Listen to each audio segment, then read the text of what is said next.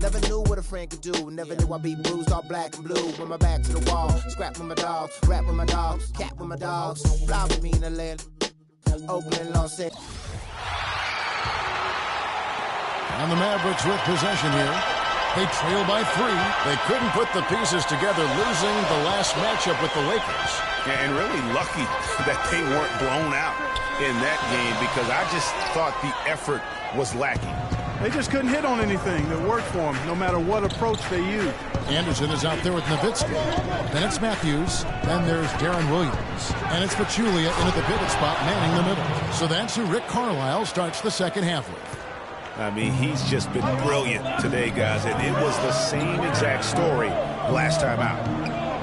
The thing about DeMar DeRozan, he came into the league fairly unpolished, struggled to handle the ball, created then his own shot, and but sometimes he would create for others too. Yeah. But he's settled down. You can see the growth. Yeah, and that's the one thing. You could see the physical talent was there in terms of him playing it too. The question was, could he make the commitment mentally to become a great player? Well, from what he's done the last few years, I would have to say he's definitely been able to do that. And if you're just joining us, we've played over a minute here in the third. Williams. And he was fouled on the way up. 2 free throws now for him. And, you know, one thing about Darren Williams, he used to get to the charity stripe at will. At the height of his career, he was averaging almost 6 free throws a game. The last couple seasons, he's been down around 3. And Clark, for Darren Williams, he clearly has the handle and the strength to get to the basket, but no longer the explosion that we're used to seeing. Yeah, you know, he's had some ankle injuries, and that certainly is a part of that. And he's also in his 30s now, so largely a perimeter jump shooter, but still can impact the game with his deep shooting and playmaking. And the first one drops. For Darren Williams, the injury-riddled campaigns just keep piling up. Yeah, it's almost difficult to watch considering how good he was when he was healthy. I mean, you're talking about one of the most explosive players in the game over the last decade at the point guard spot. But the injuries, hard to overcome. And that one goes in. 2 from the line that time. And guys, for Darren Williams last season, all those injuries finally affected his shooting. 39% from the field last year, the second lowest mark of his career. And he just couldn't create space or elevate to get the clean looks he had grown accustomed to. He certainly didn't take advantage of the like that. Now here's Matthews. 10 points for him. There's a good screen. 5 to shoot. Anderson kicks to Williams, releases, and he hits it just before the shot clock expires. Williams has got 12. And, you know, talking about Darren Williams, last year wasn't all bad. I mean, nearly 7 assists a game, 3.5 rebounds, a steal. Not the stocking stuffer he used to be, but he still battled and still contributed. And the basket by Scola. Their interior defense has been dismal. Yeah, they're losing the battle in the paint. Anderson outside. Williams against Lowry. Outside Williams.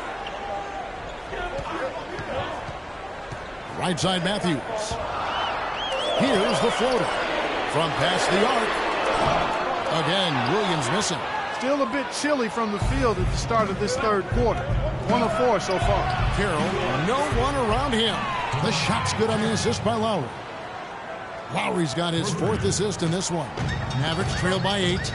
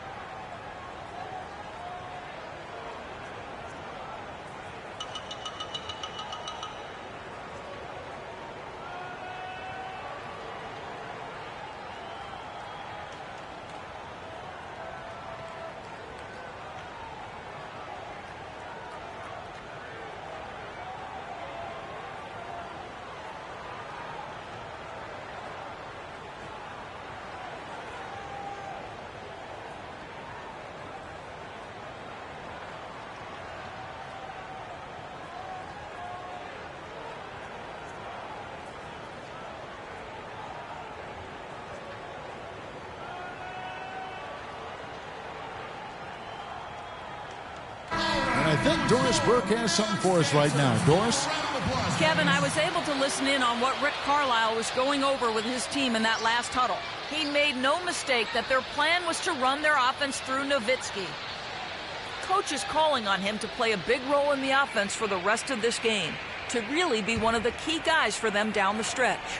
Probably a good time to make some changes with a good chunk of the second half still to go, Kevin. Thanks again, Doris. Now here's Nowitzki. That's the 6th make from the field. He's taken 9 shots and missed but 3. And I'm not really sure that's the time for the fadeaway, but he sure can make it count. Taken away by Williams. And now the fast break Anderson with the ball.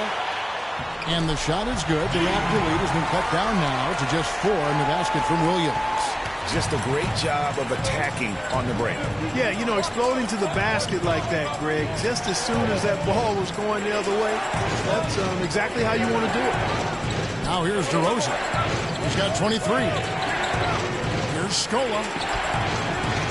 Can't get it to go. Nice D from Nowitzki. And last year, we saw Coach Rick Carlisle pass the 600-win mark. Former Coach of the Year award winner, has had so much success here in Dallas. One of many coaches to play for the 80s Celtics. Pachulia, no luck. Raptors leading by 4. Here's DeRozan. That's in, coming off an assist from Lowry.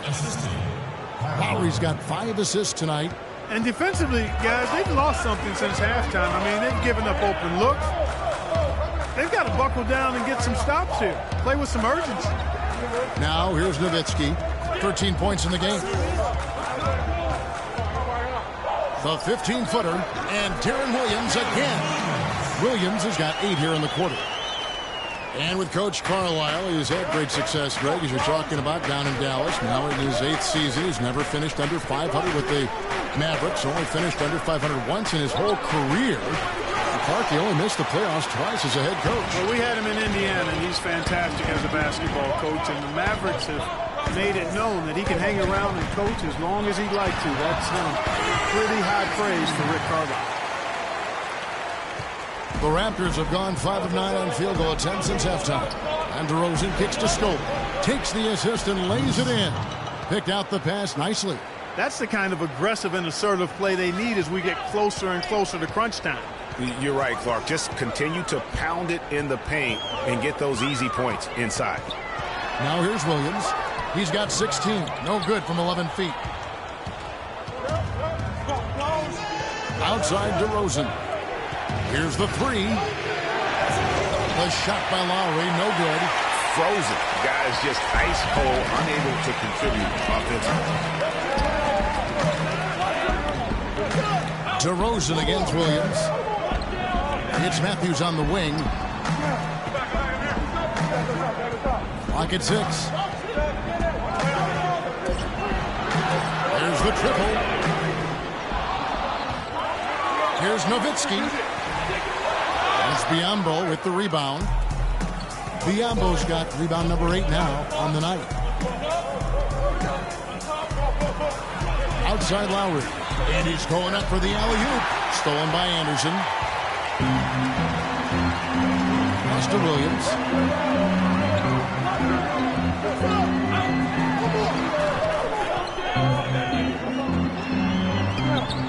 Shot is off. And Toronto will come the other way. They put up a nice win against the Bucks the last time out. And the way they attacked the basket in that game was unreal. I mean, after a while, the defenders seemed to just wave the white flag. Yeah, like you said, I mean, that's what will happen when a team continues to attack the basket and come away with layups. The defense tends to get demoralized and deflated. Boy, such outstanding patience and decision-making for them offensively. Absolutely. Their ball movement has been outstanding, and they're piling up the assists. 8 for 15 with that made basket, but he's not satisfied yet. He's simply a machine at the offensive end. I wonder how far behind they'd be if he wasn't having this kind of quarter. And offensively, they've been struggling. He just wants to get them back into a good flow and stop forcing shots. Well, Greg, the misses started piling up. Things kind of snowballed on him in that regard.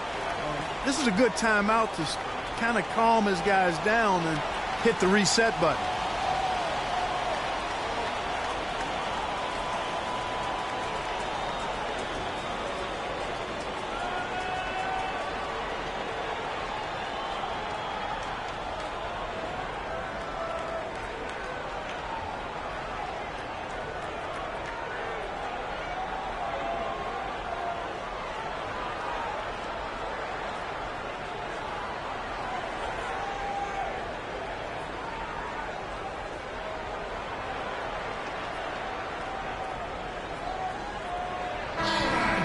And while we've got this moment here, now let's take a look at last season's leaders in converting turnovers into points. Second, the Mavericks.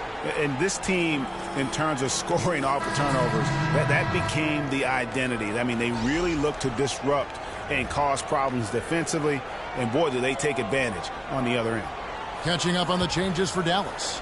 Charlie Villanueva's checked in for Pachulia. Parsons comes in for Dirk Nowitzki. Harris is checked in for Wesley Matthews. And Barea subbed in for Darren Williams. Here's Powell. Kicks it to right. Lets it go from 11. Misses off the left iron. And Chandler Parsons, changing teams last season, saw a little bit of a regression.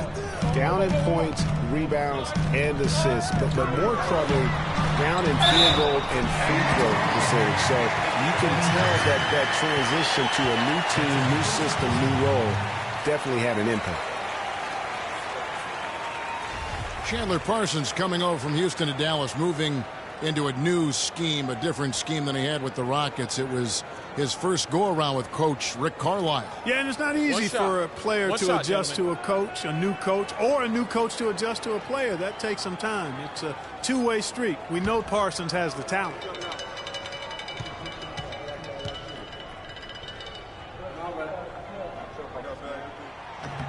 Free throw good. Parsons. And Chandler Parsons really set off a Texas rivalry last year, drafted by the Rockets in the second round. He received an offer sheet in free agency from the team's rival, the Dallas Mavericks. Eventually chose Dallas, injured in the playoffs, hurt a knee, only played the one game. But I think they've got great things ahead for him with the Mavs. Yeah, Parsons was a restricted free agent, so that meant the Rockets could match if they wanted to, but they declined to match Dallas's offer, which sent Parsons packing just up the road in Texas. Here's Barea after Luis Scola scored. And here's Barea. Screen by Villanueva. Barea kicks to Villanueva. It's hauled in by the Raptors. You know, back to the topic of Parsons' free agency, the offer from the Mavs was 3 years, $46 million. Houston didn't want to go that high, so they reluctantly let Parsons leave. Ultimately, Houston filled Parsons' small forward role with the signing of Trevor Ariza. Not bad. That shot becomes effortless for him when the D is so relaxed. They got to get more intense. And Joseph kicks to Johnson.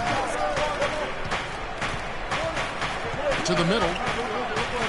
That's good from Joseph on the assist by Johnson. 10 points for Joseph. And talking about the Texas showdown over Parsons last year, even his teammates got involved. After Parsons left, James Harden reacted saying that Dwight Howard and Harden were the cornerstone of the Rockets. But that's probably nothing compared to the rivalry that the two teams' ownerships felt. Now here's Wright. Here's Johnson. And again, it's Toronto converting. That's their third straight make off an assist. Great ball movement. Barea kicks to Villanueva. Parsons trying to break loose. And the shot is good. The Raptor lead has been cut to just 3 points on the basket from Villanueva. Now here's Joseph. 10 points for him. Screen by Scola. And Joseph kicks to Scola. No good. Now Dallas takes it the other way. This game against Toronto here, it's their first look at the Raptors. An interconference game here, just a 2-game season series. Yeah, you know, you want to make every game count. Take care of business and give yourself a chance to sweep. Here's Villanueva. Shot, no good. Johnson with the defensive effort. Powell dishes to Wright.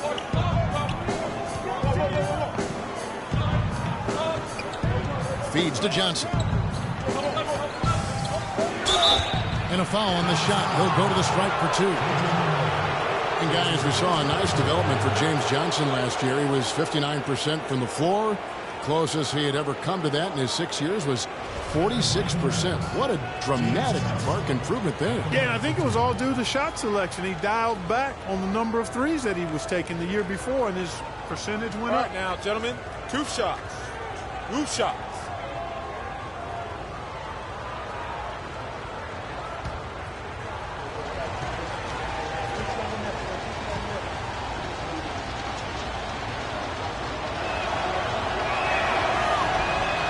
And that one falls for Johnson. And back to James Johnson. Yeah, he improved his shooting percentage, but the rest of his game has been kind of in a holding pattern. He's averaging neither highs nor lows in any other category, and that means to me he may have flattened out in terms of reaching his potential.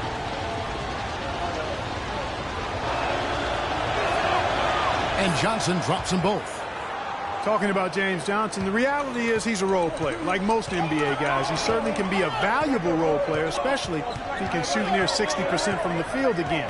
But don't expect him to suddenly become LeBron. That's not his game, nor his ceiling. Shoots from the baseline. Here's Harris. He clangs that one off the back iron, and down it falls. Harris has got his first points of the night. Toronto leading by 3. Now Joseph, he's got 10. And there's the feed to Powell.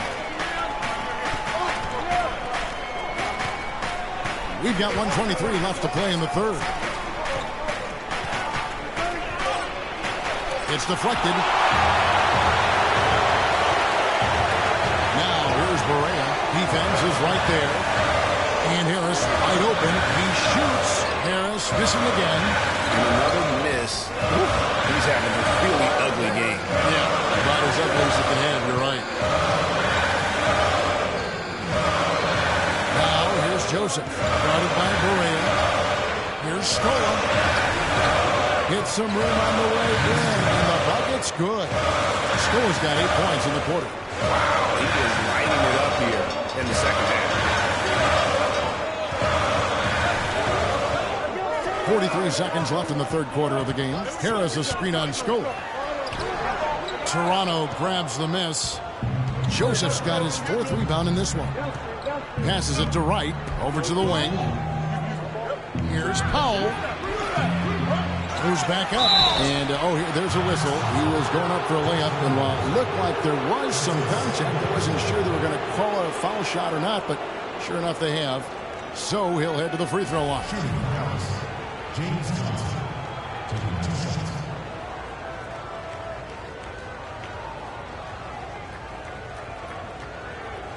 Shooting 2.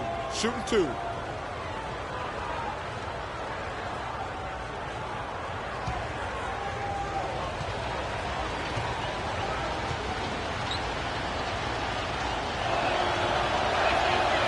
That free throw missing.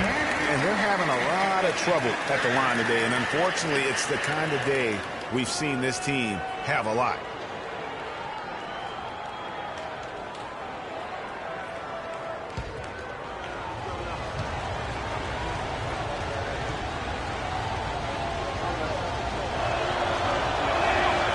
No good on the second free throw.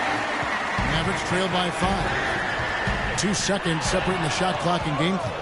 And if they're smart, they can hold it for the last shot. To me, that's got to be the target. Make sure you manage the clock effectively so you do get the last shot. Joseph with the ball. 10 points for him.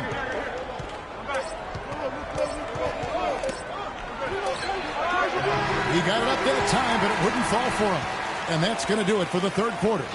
Raptors lead by 5. And we're coming right back after this break to get the fourth quarter underway.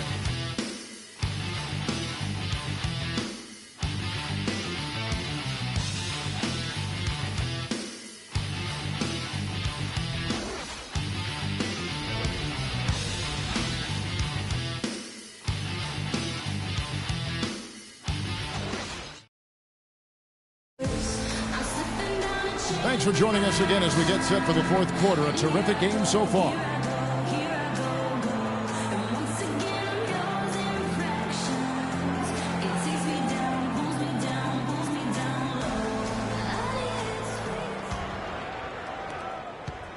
Raptors leading by 5. On the court for Toronto to start the fourth. The star pair of Lowry and DeRozan are the guards. Bismack Biyombo is out there with Johnson. And it's Carroll in at the 3. And the call will be against Deron Williams. That'll be his second foul of the game.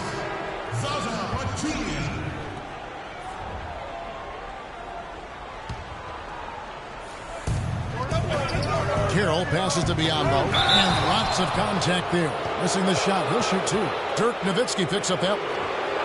And guys, Bismack Biyombo, he got into a groove at the end of last season. After Al Jefferson went down, remember the month of April, he averaged nearly 9 rebounds a game, 2.5 blocks. He was all over the floor. Yeah, and that's Bismack. I mean, he's that guy. He cleans the glass for you, intimidates shooters in the lane. He's not all the way consistent yet, but he's shown steady improvement.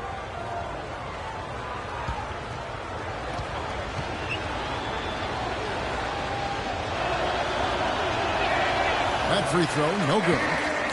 Talking about Bismack Biyombo, he entered the league as an extremely raw prospect. Was a 7th pick in 2011. His shot and general awareness were the biggest concerns. But last season, he shot over 60% from the floor. The 2 seasons before that was only 45%.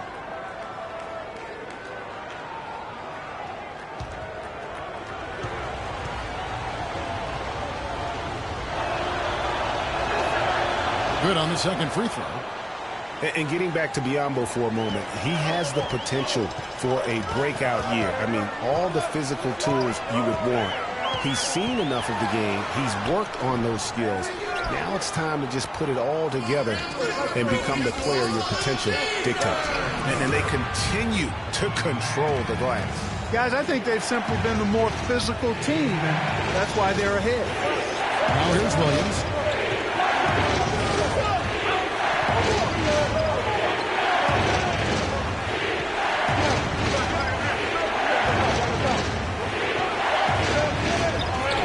Good work defensively by Lowry. And typically he has the touch to finish when he's in tight, but not sure on that possession. Three-pointer. Kept alive. Here's Biyombo. And 2 free throws coming up as he misses that one. Drawing the whistle and a lot of contact there. Dirk Nowitzki picks up that. And a chance for just a second to check out the scoring breakdown for the Raptors. Fantastic passing. We saw it in the first half, and it's carried over here in the second. I've been impressed with how well they penetrated tonight, too. Shooting two. Shooting two.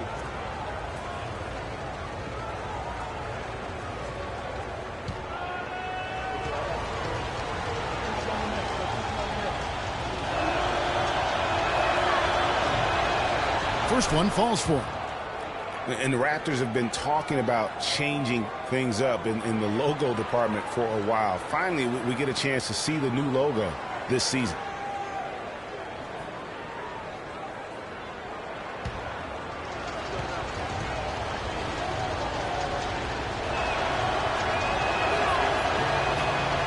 And Biyombo drops them both.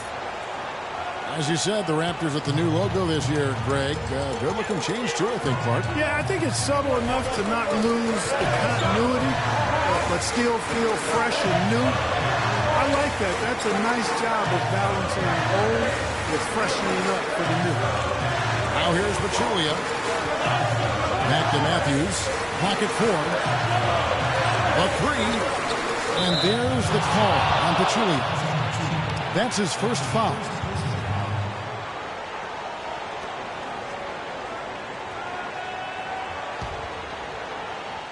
Raptors leading by 10. Lowry kicks to DeRozan. Lets it go from 11. That one off the back iron and out. That's a huge part of what they want to do defensively. Limit his easy chances inside. There's the call on James Johnson. That's foul number 2 for him. And you can see he just didn't get squared up with his feet. Greg, those are always tough to judge, but I think the official got that one right.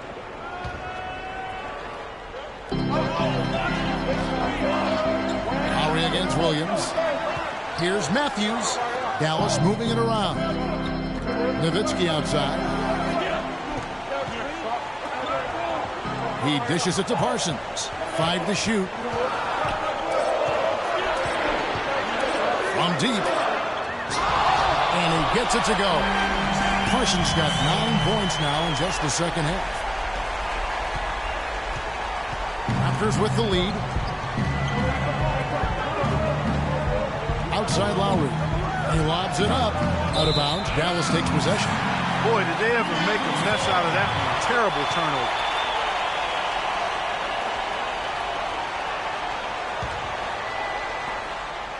The Mavericks have gone 1 of 4 since the end of the third quarter. They set the pick. Matthews into the lane. Nowitzki up top. And right through it goes. And now just a 5-point Toronto lead. And he's really made the most of his opportunities today. I mean, he needs to keep working for those kinds of looks. And DeRozan kicks to Carroll. Down low. Deflects the pass. Lowry. Offensive rebound. Rambo dishes to DeRozan. Clock is at 3. Can't hit the free throw line jumper. You know what? You just cannot get much better of a look than that one. Exactly. I mean, no way you expect him to miss that shot. Now here's Matthews.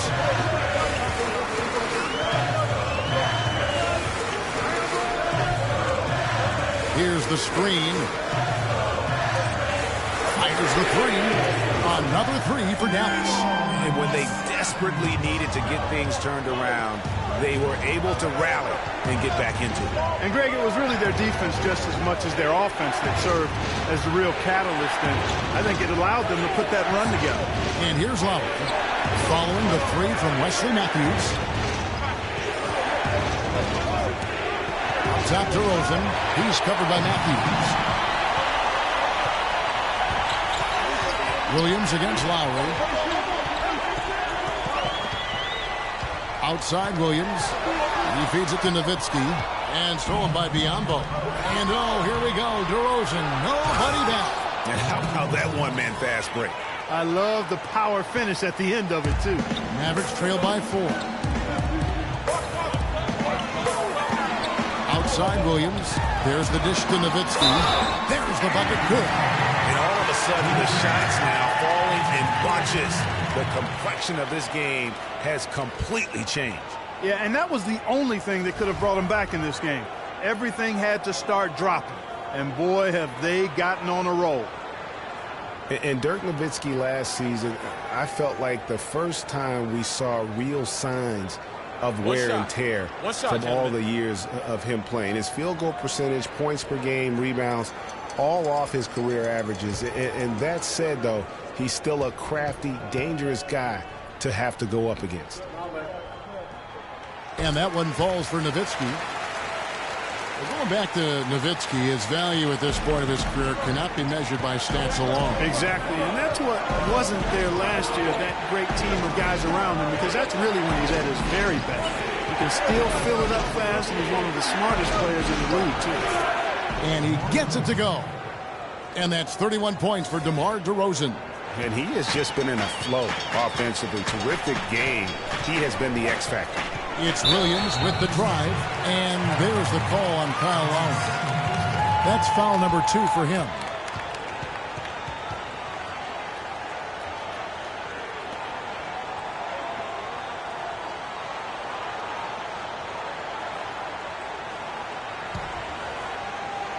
Here is Matthews. Outside Williams. Julia the pass to Parsons. And the shot counts. He's fouled, and it's a chance for a three-point play. This is a fantastic performance in this half. He didn't play as well in the first, but you just know with this guy, he's always ready to turn it around. A good night so far for Parsons. He's got 13 points, and his 2 blocks have given them a lift defensively. No doubt about it. He's been a rim protector, and it's starting to get into the heads of their opponent.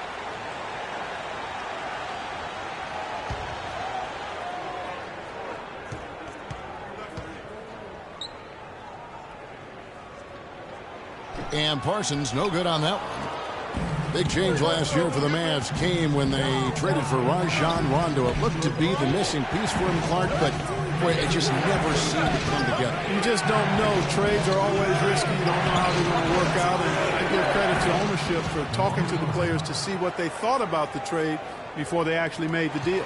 Mavericks trail by 3.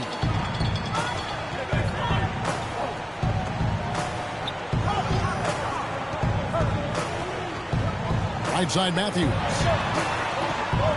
Here's Nowitzki. The kick out to Matthews. No good. That would have tied it. Boy, with an open look like that, he is so gifted. Man, you've got to play better defense. Eventually, he's going to make you pay. Yeah, you can see he's still in rhythm, even though he misses that one almost always deadly when he's that open. Reverse that one home. Now, that was nice. Real nice. The agility on display. Yeah, you love that body control. How about the power and grace on that finish? Now here's Williams.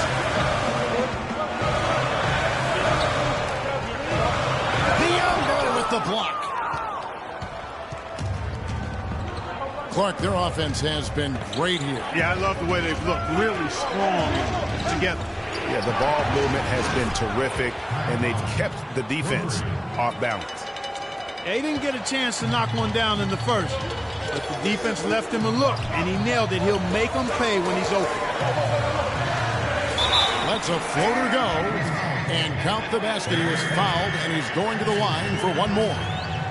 Now, there's something for the top 10 highlight reel right there. A layup can be just as sweet and as pretty as a dunk sometimes.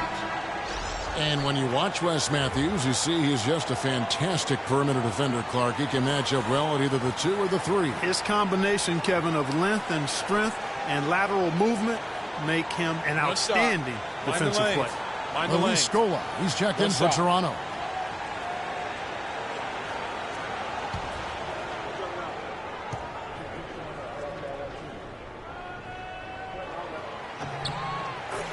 And for Matthews, you know, he knows that he's a strong defender. And so last year, his claim was that he was the best two-way shooting guard in the NBA. Now, here's Lowry. He kicks to Scola. Pass to Biyombo. Toronto working the ball around now. Just 5 on the clock. Toronto needs to get off his shot. Deep 2 from Carroll. Misses off the right iron. Listen, he has a chance to be considered the best two-way player at his position, and not sure if he is the clear-cut winner of that debate, but he is in the conversation. I tell you what, that's too good a look to pass up there. Even though it didn't go, that's one you got to take. Lowry with the ball. Matthews covering. Lowry kicks to Scola. Dirk Nowitzki with the rebound. Mavericks trail by 5. A chance here to get a quick injury report. And now let's check in with Doris Burke to see how Chandler Parsons is doing. Doris? Well, guys, the head athletic trainer for the Mavericks let me know the status.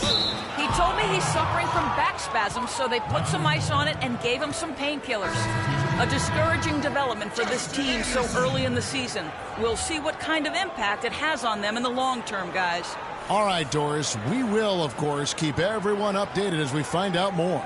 And you know what? He could have a long road ahead in terms of getting back on the court. But one thing we all know, he's never been shy of hard work. No, he's not. I mean, he'll be doing everything he can to make it back as soon as possible. Now, here's Matthews. Here's Williams. Inside. And 2 free throws coming up as he misses that one. Drawing the whistle and a lot of contact there. And how about last year? Dirk Nowitzki jumping to 7th all-time in scoring. I mean, passing the great Moses Malone for that spot, and he surely will keep climbing this season.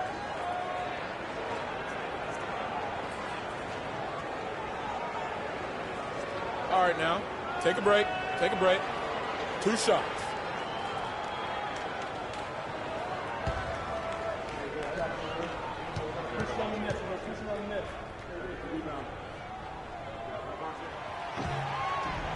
That one is off. Well, with Nowitzki passing Malone and the scoring, as Greg was just talking about, Clark, you know, this is a guy that obviously has Hall of Fame written all over him. No question about it. First ballot in my mind, and he's got a game that stands the test of time because it's not predicated on athleticism. It's all skill-based.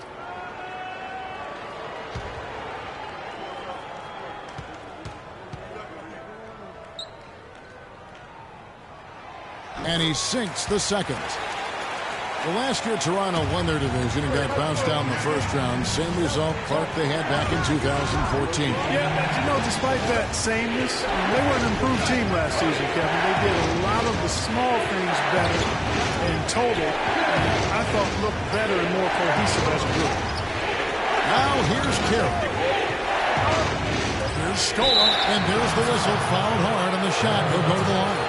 Dirk Nowitzki picks up that one. And as you mentioned, the Raptors did improve last season. I mean, they cut back on their turnovers a lot. They were top 3 in the league in terms of taking care of the basketball. And as you said, the Raptors took care of the ball a lot better and as a result had more assists. They also cut back on their fouls, and that was helpful. Little things like that made them much more competitive as a team and helped lead them to those 49 wins.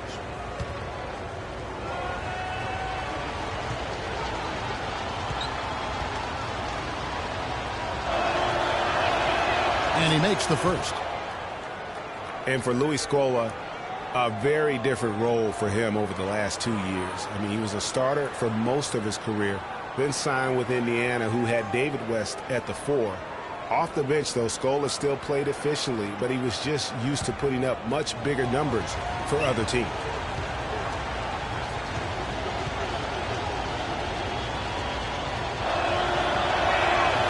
So 1 for 2 that time at the stripe. Like you were talking about Scola, he has the physical skills, Clark, to make a difference. Yeah, he really does. I mean, he's not spectacular in anything, but he's really solid in just about everything. A pro's pro, and he adds value, tremendous value to any team he's on. And you can see he just didn't get squared up with his feet. Greg, those are always tough to judge, but I think the official got that one right. It's been a good one for Williams. He has 18 points and 8 dimes. His success in the assist department is carried over to the free throw line. Boy, has he been steady at the helm today. Take a break. 2 shots.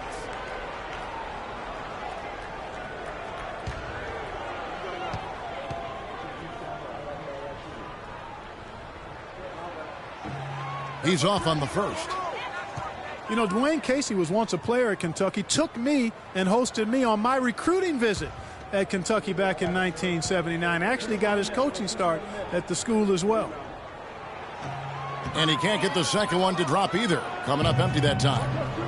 As we were talking about Coach Dwayne Casey, he's found his place in Toronto. Took them, Greg, to back-to-back postseason appearances. And, you know, it's good to see him finally establishing himself as a head coach. Really known as a defensive specialist, but once he gets in charge of a team, he'll have them focused on defense and really stresses that in every practice. Matthews dishes to Williams. Offensive rebound, Mavericks.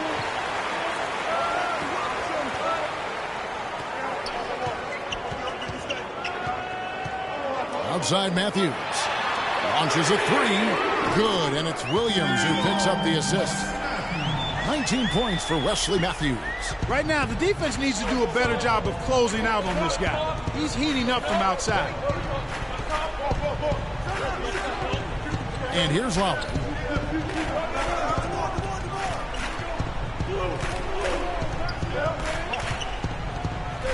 Screen by Scola. Lowry passes to DeRozan. From deep. And good on the basket. Book it.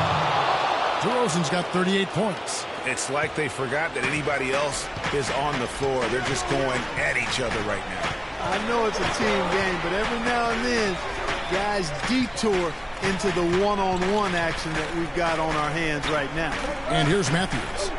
Following the three-pointer by DeMar DeRozan. Matthews into the lane, and down it goes, jamming that one home. And it was the screen there, guys, that freed him up as he ran his man into it. And then it was all acceleration, GA, to the bucket right after that. Almost a backboard breaker. They're committing an awful lot of fouls, and most of them are unproductive. You don't want to let guys get easy layups, I understand that, but this could turn into a parade to the foul line.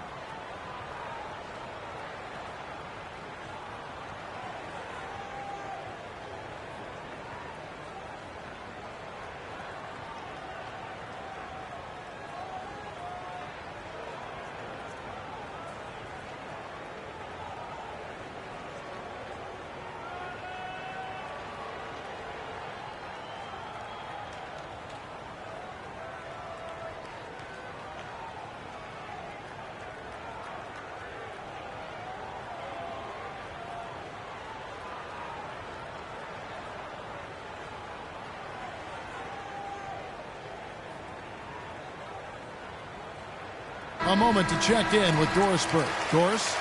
Yes, Kevin, Dwayne Casey was just going over the plan with his team. His advice clear-cut.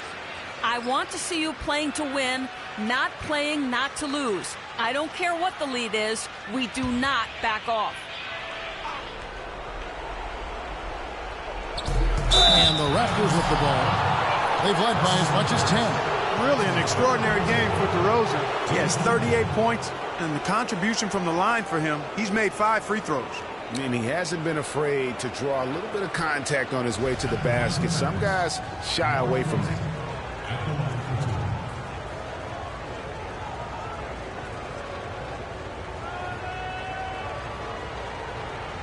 Okay, gentlemen, 2 shots. 2 shots.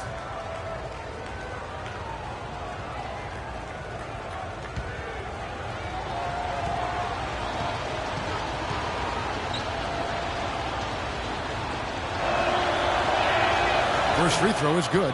In the first half, he was able to get to the line a little bit more. Let's see if he can pick it up here.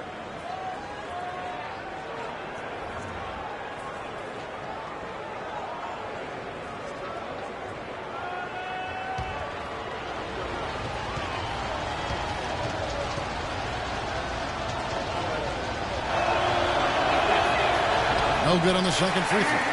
And really, they've rebounded well all game long. Yep, and they've needed every one of those boards. This game's still close. Now here's Williams. And the pass to Nowitzki. Hooks one up. It's good. Great play by Williams to set it up. Williams has got 10 assists here tonight. So active.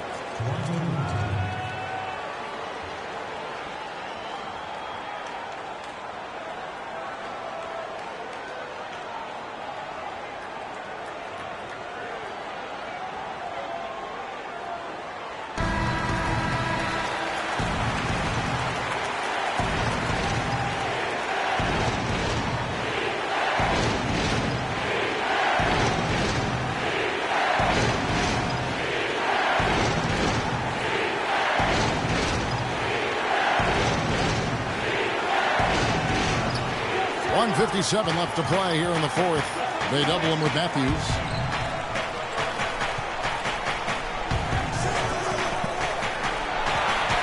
And DeRozan gets to Biyombo. Lowry against Williams. The drive by Lowry. 6 on the shot clock. On the money from 12 feet away. They haven't been as aggressive from outside as they were in the first half. They're playing smart with the lead. I like that. They're being very selective and deliberate in their offense. And that's a good strategy when you're on top. You gotta like what DeMar DeRozan has done in this game. He's been attacking the rim with reckless abandon.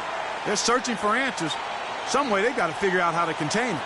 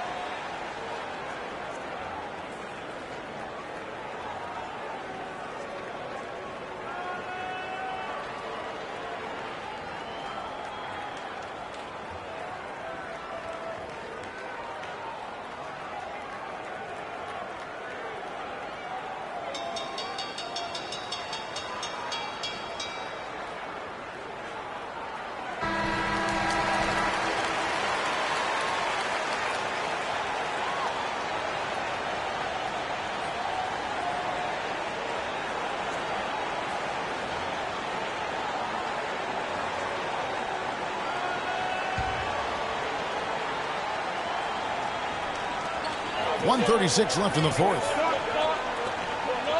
Nowitzki hits for 2. Good, and it's Williams who picks up the assist. 25 points for Nowitzki. He's simply a machine at the offensive end. I wonder how far behind they'd be if he wasn't having this kind of quarter. Matthews with the steal. It's good. This game is uneven. Matthews has got 13 points in just this quarter. And whatever intensity was lacking there in the first half, you're seeing it on display here now. Ditto that. I mean, things have really been turned up. Now here is Lowry. Dishes it to DeRozan. Stole it left side. He was all alone on that one. And the Raptors Raptors lead by 2. And he's shaking off that slow start, giving them a boost here in the second.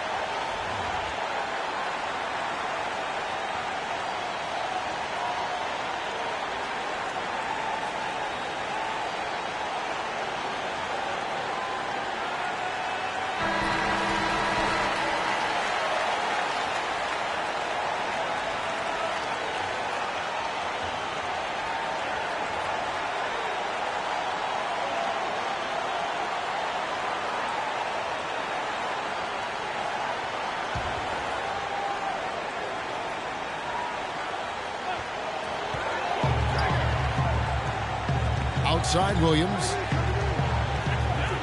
It's Nowitzki, top of the key, to the inside. Clutch shot right there. That could be the difference maker.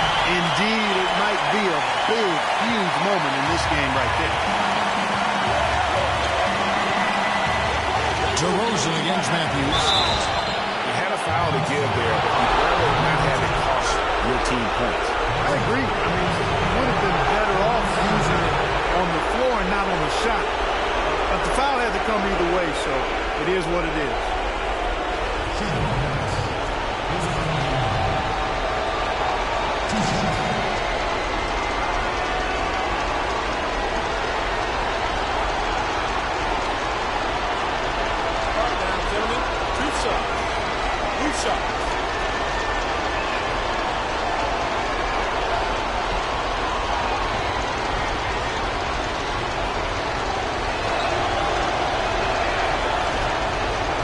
He knocks down the clutch free throw. Looking at the numbers for Biyombo, he's got 10 rebounds and 2 blocks. He's gotten after it on the boards for them as well as in the transition game. And I like the fact that one has really fed into the other.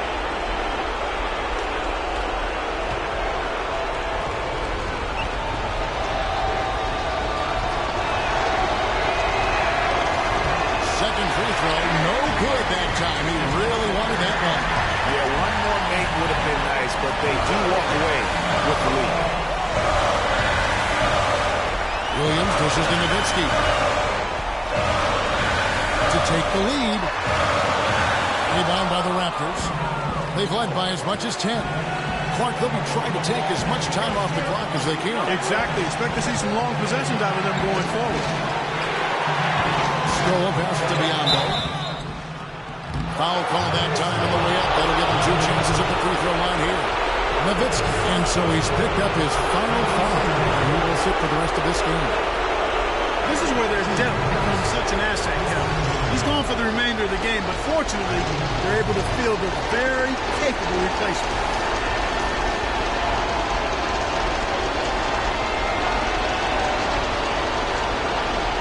Super two.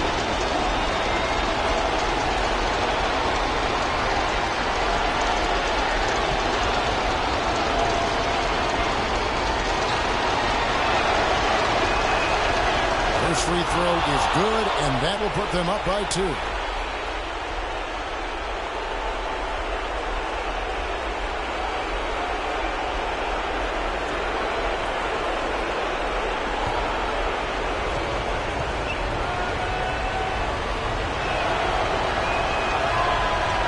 Second one is good. And both at the line, and it's a 3-point game. Big-time free throws there. That could be the difference. It forces them now into a 3-point attempt.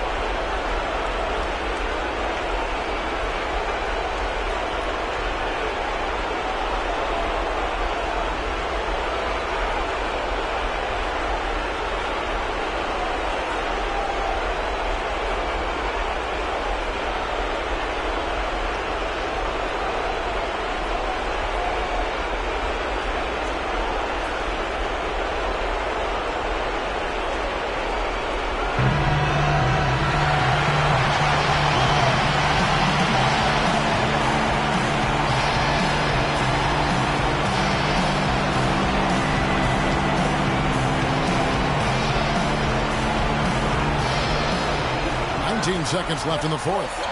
Parsons for three. He's off from three. Oh, and here comes Carroll all alone. Money! And if you thought this game was over already, you're probably right. Yeah, I would agree. I mean, it's staring us right in the face, and we've been around long enough to know when the game is over. And this one is in that category. You can see right now the defense running out of ideas. They cannot seem to slow him down. This is a scoring clinic 101 style. I mean, he has really got it going right now.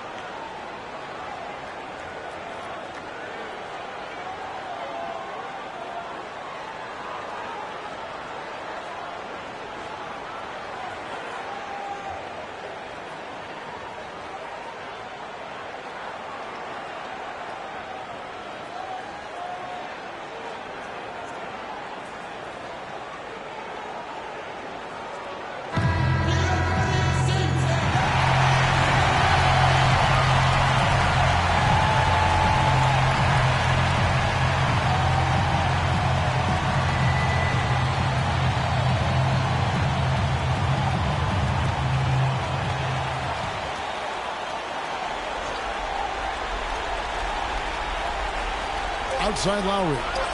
And an intentional foul there stops the clock. Yeah, you have to do that, though. You can't just let him dribble the game. Exactly. I mean, you got to stop the clock any way possible and hope the alligator arm a few of those free throws.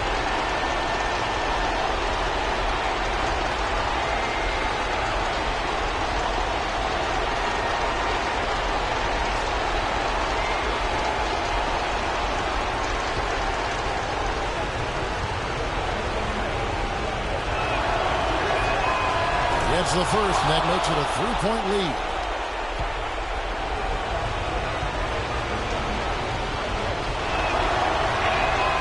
And so both free throws are good, and it's a 4-point ball game. No mistakes there. I think you can close the book on this one, guys. It's done. And so the big win by Toronto in a tight game. They seem to relish their role as the bad guy here tonight. You know, Kevin, I sense that as well. I mean, they really did feed off all of that negative energy this crowd was directing at them. I mean, they turned it around and used it as motivation to close out a significant win. And now we'll send it down to Doris Burke, who's standing by courtside. Thank you, Kevin. Kyle, you were able to impact this game on both sides of the ball, making some nice passes, playing good defense. How did you feel about your game? I just want to stop the basket. You know, I want to do anything it takes to win, you know, help my team win. You know, tonight, you know, was passing the ball. Not my shot wasn't falling, but, you know, I had too many turnovers, but I passed the ball well, and we got the win. That's all that matters. Kyle, thank you. Kevin, it's not only about the offense. All right, Doris, thank you. Thank you for joining us. That'll do it for now. For Greg Anthony, Doris Burke, Clark Kellogg, and the rest of our terrific 2K Sports crew, this is Kevin Harlan saying thanks for watching, and we'll see you next time. But first, the post-game show with Ernie Johnson just a few aisles above us. The 2K Sports post-game show.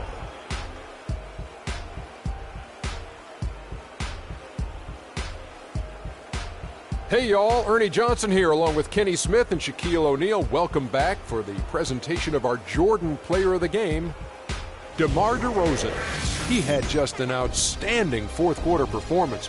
He really had the fire lit under him, and down the stretch, really having a huge impact on the outcome of this game. Shaq, what'd you think? Well, DeRozan is capable of just going off on any night.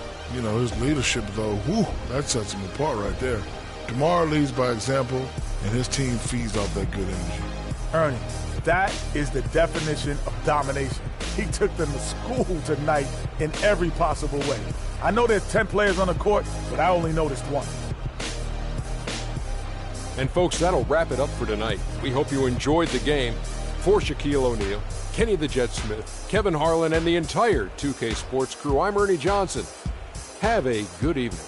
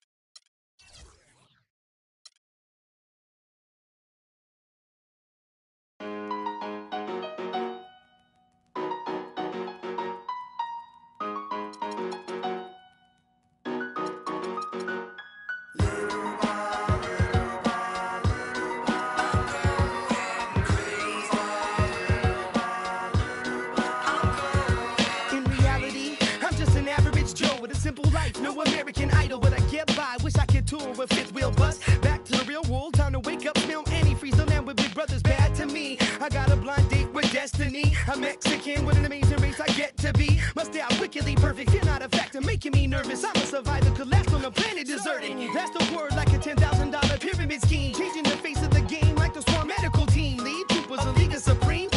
Rest your luck with sleep, go home, the biggest loser, huh? I'll have the last laugh like the last comic standing. Make it the band play as you walk up stage empty-handed. And I'm taking home America's next top model. Back to the bachelor pad, show us some...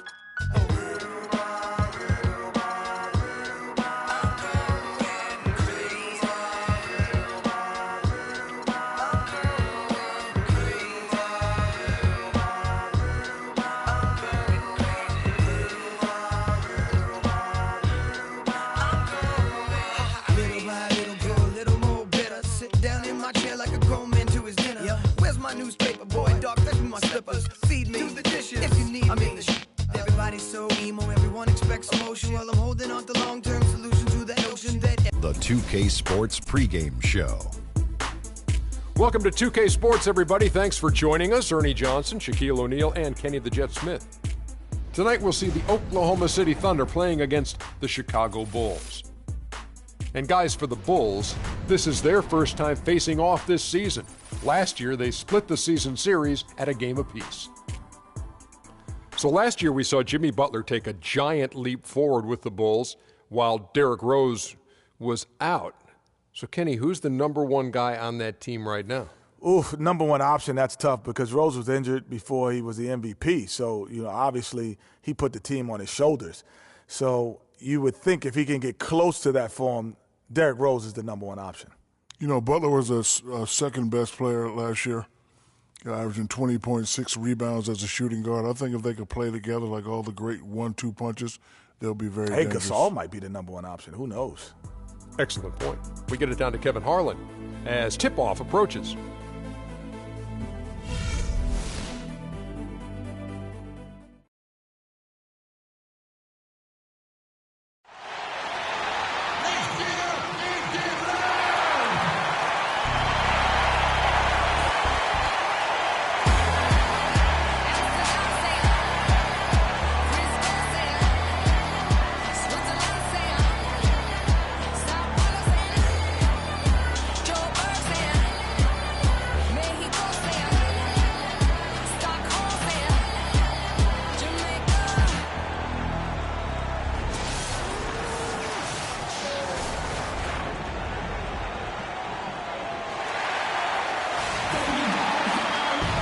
Place they call the United Center in Chicago, the home of the Bulls, where today we'll be broadcasting live.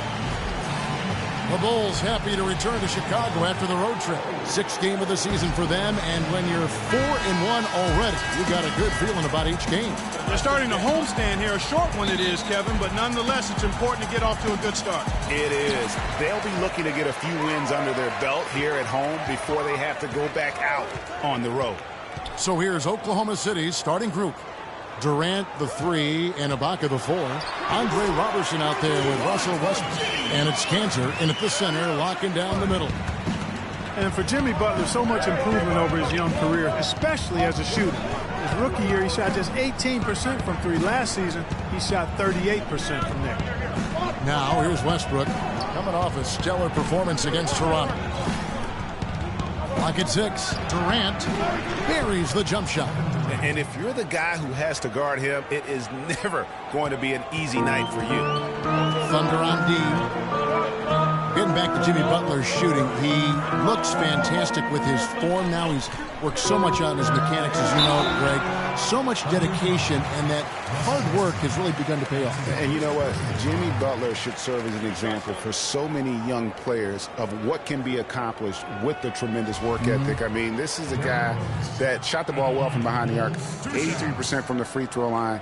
And you wonder, given this young man's fortitude, just how much higher those percentages go and how much better he can become. All right, now, take a break.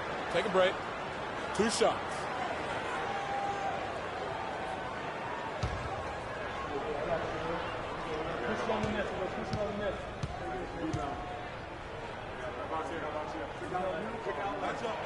The free throw drops for Rose.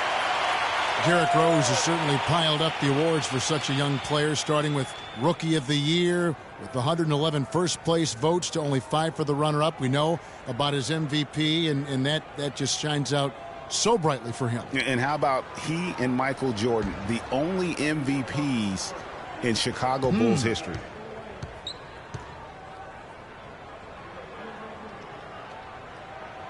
Rose hits them both. You know, looking back to Rose's MVP award, his stats were on another planet that year. He was only the 3rd player to record 2,000 points and 600 assists in a single season since 1973. The other two, LeBron James and Michael Jordan. And the foul on Derrick Rose. That is his first foul of the game. Yeah, clearly he had an established position there. Yeah, and I like this call because you want the refs in that situation. If there's any doubt, err on the side of giving the benefit of the doubt to the offensive player. That should have been a block, and it was.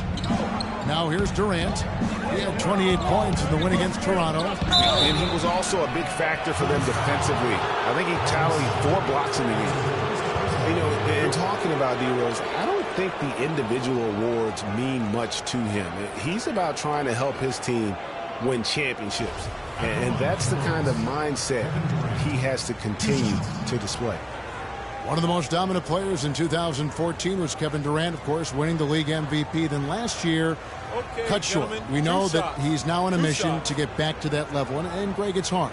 Yeah, you know, it all came down to health for Kevin Durant. And at this point in his career, I mean, he's got the maturity. He's developed the skill set. He's just got to stay on the court. And really, when you talk about the game of basketball, the rest will take care of itself. You know, talking about Durant as he looks to recapture the league MVP, he can take a cue from last year's MVP, Stephen Curry. Curry battled through numerous ankle injuries over the years earlier on, only to come out on the other side with his best season ever in 2K15. Durant hits them both. And getting back to Durant, sometimes adversity brings out the best in you. Adversity challenges you to rise above. And Kevin was already at the highest rung on the ladder. I think his opponent should be very afraid of what they're about to witness this season. Here's Snell. Rose gets a wide open look. A 3-pointer off the mark. A little over a minute 30 into this first quarter. Ibaka outside. Fires from deep. No good from Durant. And here are the Bulls now. They defeated Charlotte in their last game. Proficient in that game at the offensive end of the floor. I mean, their passing was dynamic and their shot selection was superb. You do those two things hand in hand, Greg, you know the result. You move the ball like they did and take smart, good shots, you're coming away with a lot of wins. Here's Westbrook following the score by Derrick Rose. Westbrook kicks to Durant. The tray. And again, Oklahoma City, no good. Bulls are gone 2 or 3 here to start out the game. Let's go quickly over to Doris Burke for an update. I briefly spoke with Billy Donovan. One player he said he's worried about in this game is Pau Gasol. He said with his length and touch, it's really hard to bother that shot. We're going to try to be physical with him, body him up early, and deny him position. And guys, that's what a lot of teams try with Gasol. Force him to really battle through contact. We'll see how it works. Thanks a lot, Doris. And here's Westbrook after Jimmy Butler made that last 3-pointer. Here's Roberson. 5 to shoot. The Thunder with another miss. That's another miss. Already they've missed 3 out of 4 to start. Gasol setting the pick for Rose. Outside Gasol. From outside the arc. Yes, and it's Rose with the assist that time. Gasol's got himself going there. His first points of the game on the deep ball. Outside Westbrook. There's a screen by Cannon. Will it go? And again, no good by Oklahoma City. Really just struggling here in the first few minutes. 5 attempts with only 1 falling. Here's Gasol. Again, Chicago. They're allowing a sky-high field goal percentage. That won't get it. Not at all, Buck. You rarely see a team surrender points this easily. They have got to do better. It's incredible to think that Pau Gasol last year set a career high in points in a game for as long clock as he's played. He had that 46-point game in January. Yeah, that's 46 points for Pau to go with 18 rebounds. I mean, you rarely see a player of his age putting up a career high like that.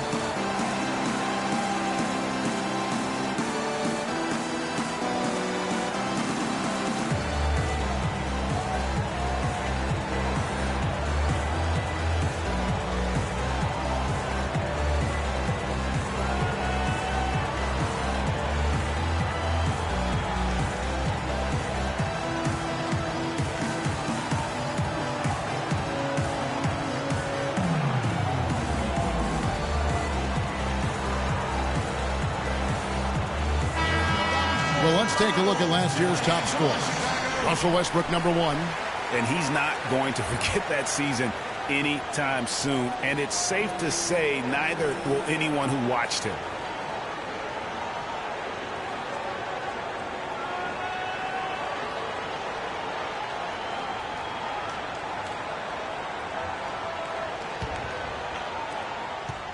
Thunder trailing by 10.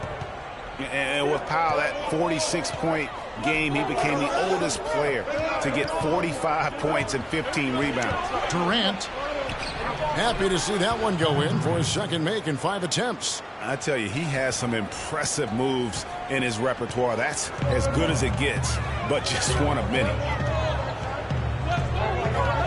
They set the pick. Rose kicks to Snell. Off target from outside. And a final point, guys, with Powell's career game. It's crazy to think that he did it while not being the first offensive option. I mean, he had been the go-to guy with his time in Memphis for so long. Durant with a wide open look. That doesn't go either for Durant.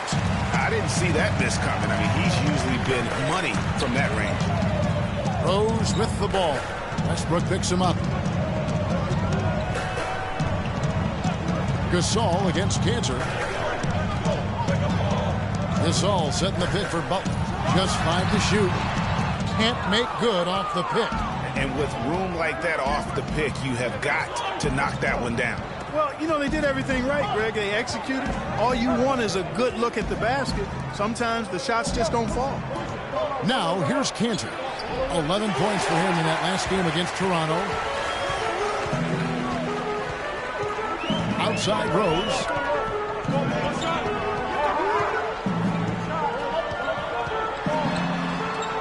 Passes it to Snell. Dishes it to Butler. Noah with a screen on Cantor. That's a 2 from Butler. And it's blocked. And the shot clock expires. 24-second violation. And let's see the stat sheet here on Enes Kanter. He had a strong showing last season.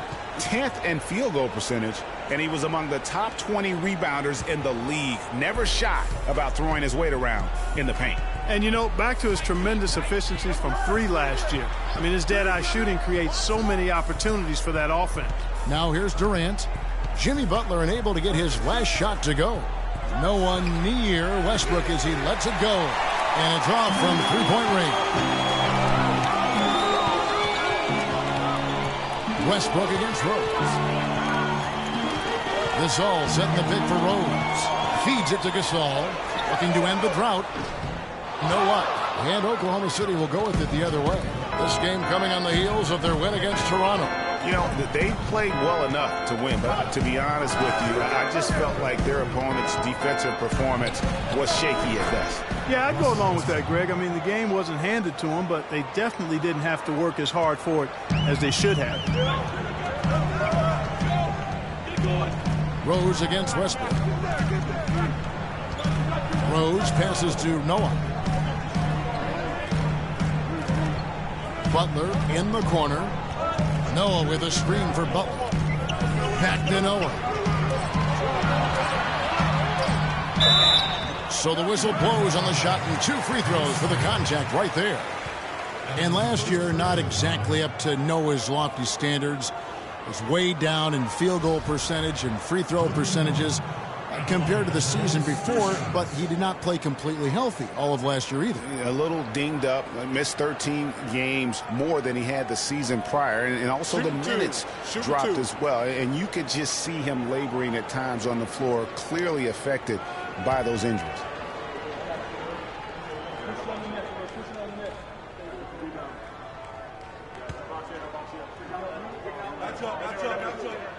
The first one falls. And, you know, going back to Noah last season, I think the additions to the Bulls' front court had an effect on him. I mean, they added Gasol and Mirotic, two major talents up front. I think that gave Noah less opportunities than he'd had the year before, and it was an adjustment for him. Here's what Chicago's going with right now. Taj Gibson's checked in for Gasol. Heinrich comes in for Tony Snell. And Brooks subbed in for Derrick Rose. That one misses, so he goes 1 for 2. And guys, talking about Joakim Noah, he was still the spirit of that team last season. Amongst all the great talents the Bulls had, Noah was that energizer and catalyst for the team. A true warrior, even in an off year.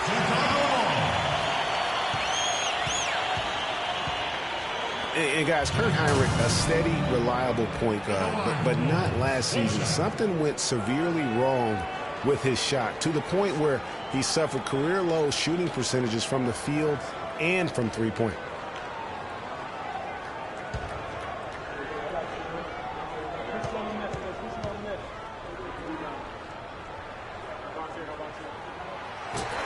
Talking about Heinrich, the one thing you expect from him is consistency. But when he couldn't provide it last year, the team turned to a different backup point guard. Exactly right, Kevin. Heinrich couldn't have felt good about becoming a third stringer, averaging the fewest minutes per game of his career last season. The Bulls making a switch here.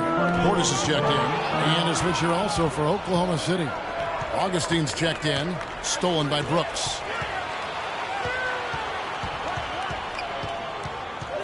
Back to Gibson. Here's Portis. There's the pick. Brooks right side. Kicks it to Butler. Poked loose. Durant with the steal. There's the dish to Augustine. Outside Collison. For three, Durant. And yes, sir, that one drops. Durant's got 9 points. A good open look, and he splashes home the three. The Bulls leading by 4.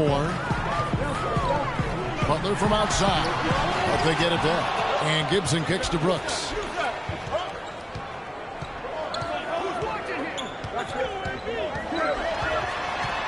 Pass to Portis. Here's Gibson. The rebound by McGarry. Tell you what, they haven't wasted any time getting into the swing of things on the boards. And even this early, that's a good omen for the rest of the game. And it's time for an injury report. And let's get an update on Joakim Noah's injury with our Doris Burke. Hello, Kevin. I spoke with the head athletic trainer for Chicago. At this point, he's saying that it looks like a level 1 twisted ankle. That's a bitter pill for them to swallow at such an early stage of the season. It really changes the look of this entire team, guys. Okay, Doris, sounds like he won't be out for too long. Well, hopefully that's the case, Kevin, and he'll be back before long. And no matter who it is, that kind of D isn't going to get it done. Augustine against Brooks. Augustine dishes to Durant. And foul called as he misses. He'll go to the line and shoot 2. One thing about Kevin Durant, when you talk with him, he's got such a laid-back demeanor. I mean, his pulse doesn't quicken. And when you ask opponents, they'll tell you he is as competitive, Greg, as they come. Yeah, what you see on the outside with Kevin is a mirage, a fake-out, if you will, because on the inside, this guy burns with competitive fire and brimstone.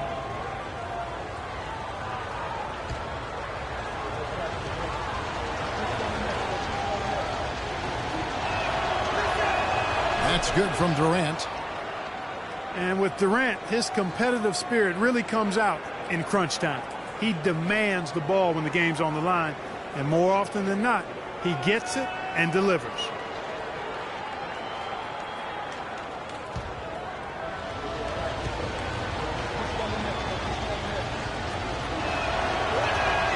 And good on the second, so he makes them both. And guys, talking about Durant, he may not wear it on his sleeve, but he's really upped his energy and emotion on the defensive end. I mean, he's seen that defense wins championships, and that's the only thing on his mind right now.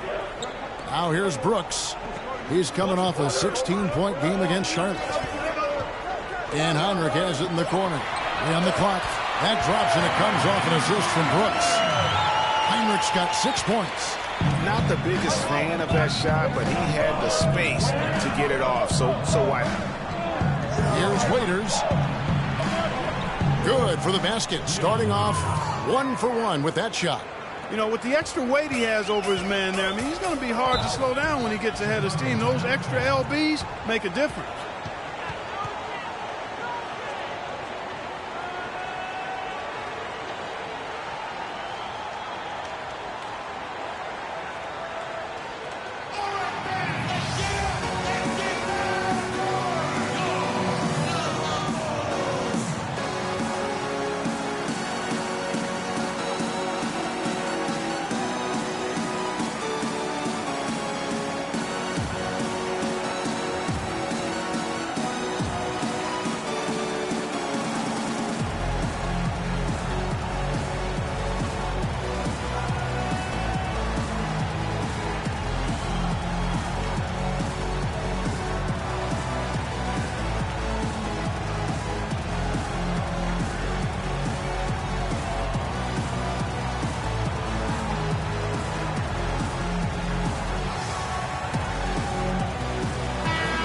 Let's use this break for a quick look at the squads that really made it happen on the fast break last season.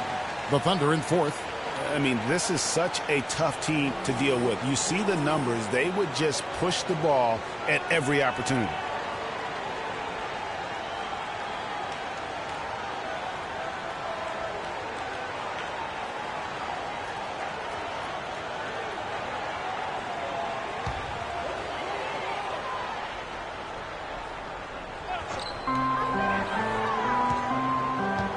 Brooks outside. Pass to Gibson. And fouled hard that time. He'll get to the line and shoot 2. And for most of his career, Taj Gibson has been a tremendous role player up front.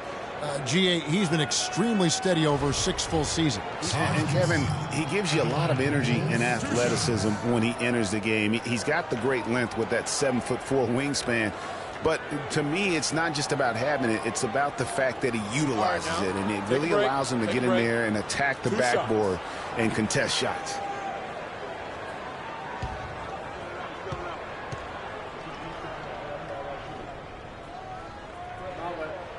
And the first one at the line is good. Yeah, you know, talking about Gibson, he started 70 games his first year and made the all-rookie team. But thereafter, had been mostly a 6-man off the bench through last season. It happens, but it's still somewhat unusual for a guy to go backwards like that. And both free throws good from Gibson. And talking about Gibson, if he ever wants to be seen as a high-level starter, he needs to work on a few things. More bankable moves in the post, a more fluid post game, if you will, and really increased strength and consistency. I think those things will carry him to that starting five. You know, guys, Taj Gibson now has 6 full seasons in the NBA, already 30 years old. Seems like just yesterday he was being drafted.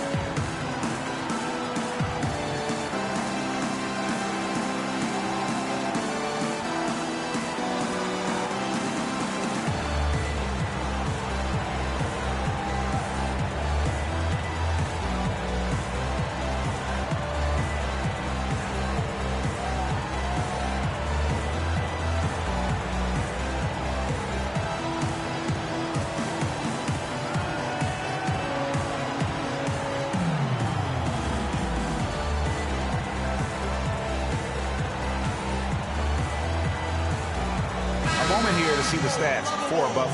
He's coming off an excellent season, 11th in steals, and he ranked in the top 15 in points per game, one of the league's premier offensive threats. And as we saw last year, I mean, a difficult guy to run the offense against, constantly jumping the passing lanes.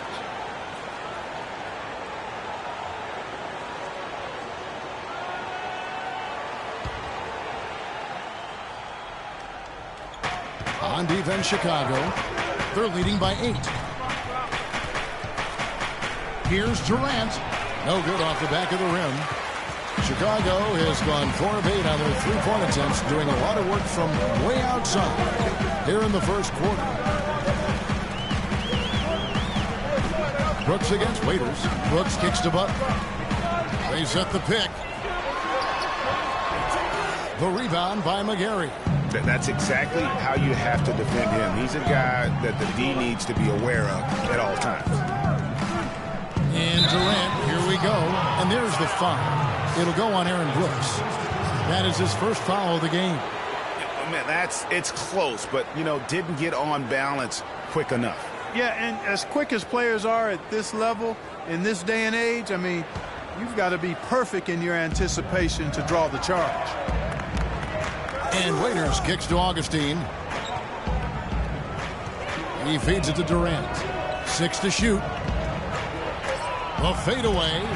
That one's in. Only his 4th make against 9 total shots. He's really stepped it up this quarter. Looks like he's determined to get them out of this hole all by himself. Gibson setting the pick for Butler. The pass to Gibson. And the Bulls with another miss. Yeah, they got that one, but early on, it's really been a struggle for them to secure that defensive backboard. And because it's still early, I wouldn't read too much into it. There's still a lot of game left. And Dion Waiters traded last season to the Thunder. They wanted him as a shooting and scoring threat off the bench. Didn't want him to try and fill the void that Harden played when he was a member of the team. Greg, for Waiters, it would be unfair for the Thunder to ask that of anybody. That's tough to do. Clark, hard to make up what Harden had accomplished. Yeah, and the Thunder even asked Waiters not to wear number 13 to avoid any comparisons, which I think was a smart move. But they still would like to have him provide some punch in terms of points off the bench. That free throw missing. And guys, Dion Waiters is a man who has never met a shot he didn't like. Despite shooting less than 40% from the field last season, he just kept on shooting. Now, every once in a while, he'd get hot and it would look good. But when he's off, which was most of the time, it didn't look very good. He's got to improve shot selection and shot discipline. Right, getting back to Waiters, there's a reason the Cavaliers dealt the former 4th overall pick in the draft. Not only did he shoot poorly, but Clark, he averaged less than 2 assists a game. Yeah, I think it's a mindset adjustment with Waiters. I've loved his talent and his ability to make plays and shots. Now he just has to recalibrate his thinking so he can be effective in the role he's asked to play. Now here's Durant. Aaron Brooks missing his last shot. It's been a real difficult game for him offensively, and it's costly.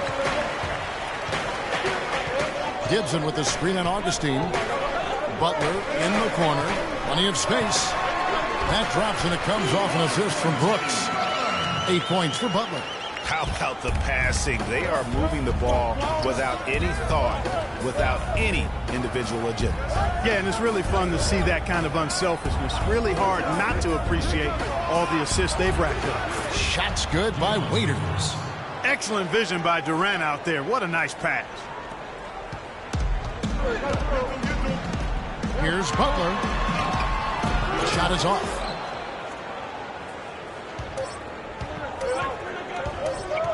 Durant just inside, and it goes at the buzzer! Digging deep to hit that shot. That shows some serious guts right there. Oh, man. No explanation, no excuses, no hesitation, no fear. Just tremendous execution.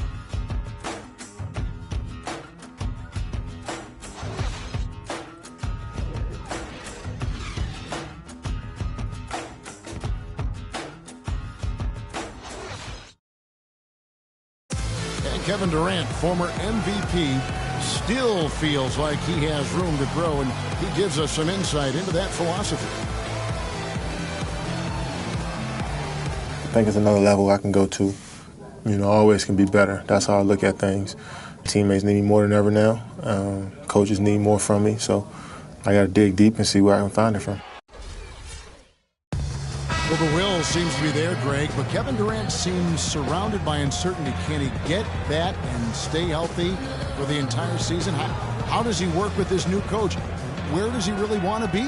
You know, the truth is, no one but Kevin knows the answers to those questions. And quite frankly, he may not know right now what those answers are. He's a very unique and introspective kind of guy, as we all saw when he accepted that MVP award a couple of years ago. So let's just stay tuned on this one. So far, it's been a closely contested game as we get the second quarter up and going. Guys, what's your take on the Bulls so far? I'll tell you what, the scoring has come in threes for the most part here so far. Every time down the floor, it seems they're knocking down the triple. And now, brought to you by Gatorade, all fueled up and ready to go. Let's reset our lineups. So for Oklahoma City right now, Westbrook the point with Waiters at the 2. Inside, you've got Ibaka and Kanter. And it's Roberson in at the 3 slot. Snell, the pass to Rose. Count it. His second make in 4 attempts. Second quarter of basketball, about 1 minute played so far. Westbrook kicks to Kanter. And that one goes long.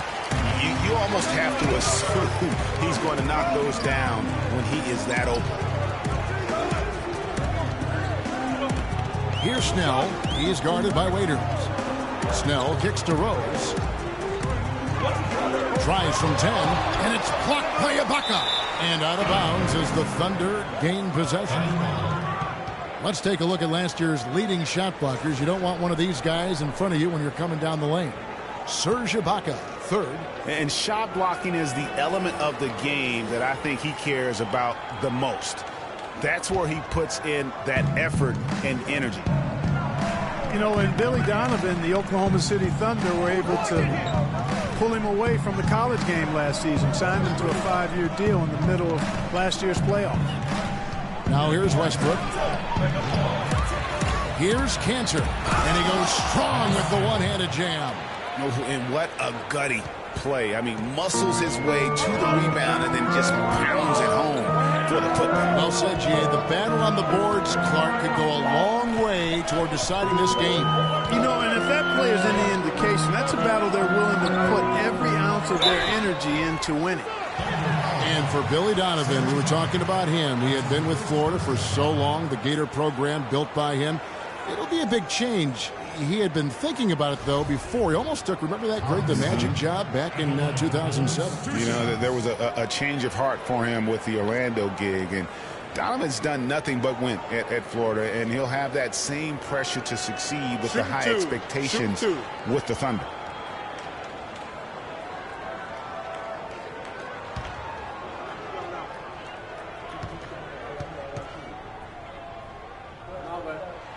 That free throw, no good.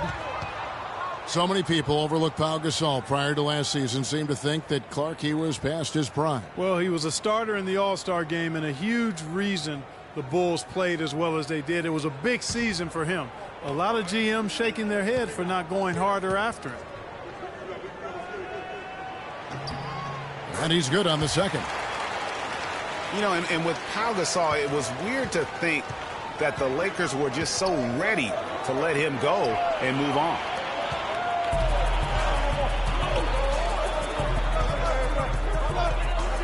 Snell kicks to Rose.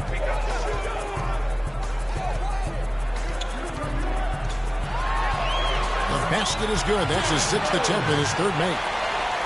And with the skill set that Pau has and the year he had, there's no telling how long he can play at a high level. Again, one of those guys that never been reliant on the athletic ability to have an impact. Here's Waiters following the score by Derrick Rose. Count that one. The Bulls' lead has been cut down now to just 4 in the basket from Waiters. Chicago's gone 4 of 8 tonight from three-point land, shooting 50% on the 3-ball here. Ibaka against Gasol.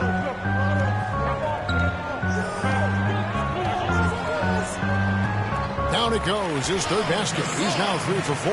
A nice move to create a gap there in the defense and get to the bucket. To the middle. Got a piece of it. Stolen by Noah. Brooks kicks to Snell.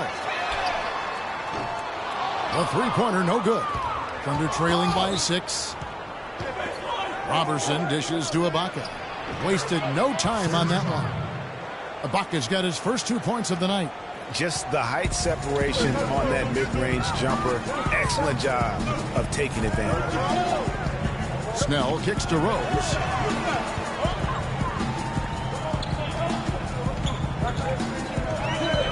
Stolen by Westbrook. And now the fast break. Westbrook with the ball. He dishes it to Waiters. His three-pointers off the mark. The Bulls leading by 4. Rose passes to Noah. Brooks gets to Gasol. And it's good, assisting on the play was Brooks. Brooks has got 3 assists tonight. Just no chance for the smaller defender to block that shot. He's really, really good at using his size to free himself up for those mid-range jumpers. A master at it. Now here's Canty. Here's Waiters, and Gasol sends it back. And he recovers it. Down to 5 on the shot clock. They get it back. And so he draws the foul on the shot. A trip to the line to shoot 2. Yeah, good job to take it right at the D. Yeah, really left him no choice there, Greg. I mean, he had the foul and keep him from converting the easy bucket. And for all the flash and dash in Oklahoma City over the past few years, Serge Ibaka silently goes about his business. While all eyes are on the megastars, Durant and Westbrook, Ibaka lurks around like a jaguar. I mean, finding opportunities to exploit any weakness in the opposition. First free throw is good. Talking about Ibaka, he does so many things that help his team. The little things that always make a difference, even with his superb free throw shooting. Up to a remarkable, Clark, 84% last year. Yeah, but, you know, Ibaka had an injury of his own. As much as people talked about Durant's injury, the knee soreness Ibaka had cost him 18 games last year, so that was tough for him. Ibaka hits both of them.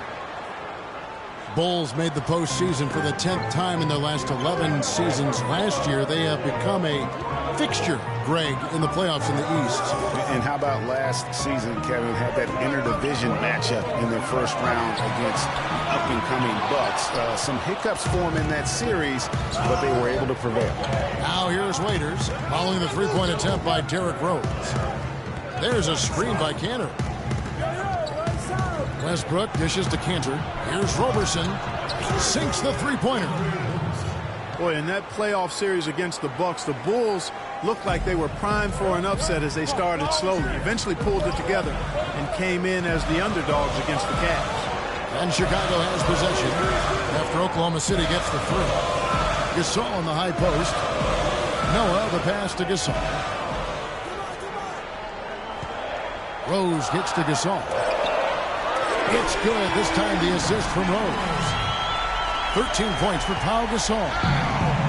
And the Cavs knocked out the Bulls in 6 games. Bulls went up 2-1 in the series, but didn't have an answer for LeBron. Strong effort from the Bulls, though, but they just couldn't match the firepower of the Cavs. Bad time for these defenders to be standing around watching. Not while the ball's in his hands. Shoots a fader. The shot no good. And the Thunder going the other way now. Next matchup, they'll be home against the Suns. That game is the first and last of their homestand. Here's Ibaka. Can't tie it up as that one's no good. And mark that one down right there. It's going to be a long time until we see him miss another one like that. Here's Gasol. And the shot falls short this time. Oklahoma City trailing. Roberson dishes to Westbrook.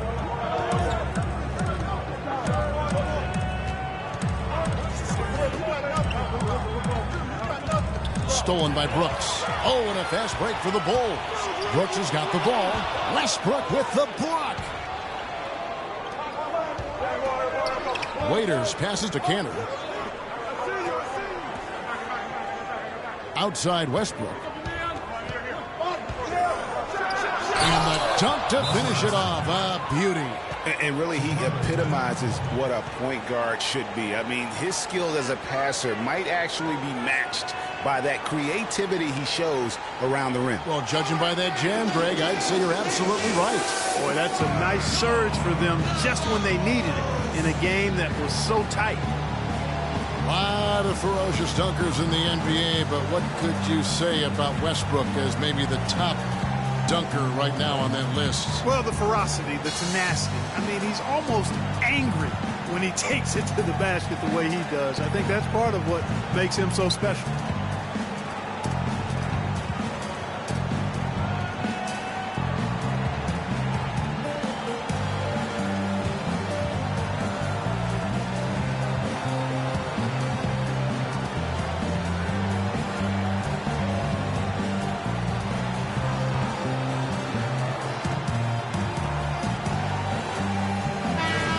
We've got a moment to look back at last year's board. 3rd in rebounding, 3rd in free throw percentage.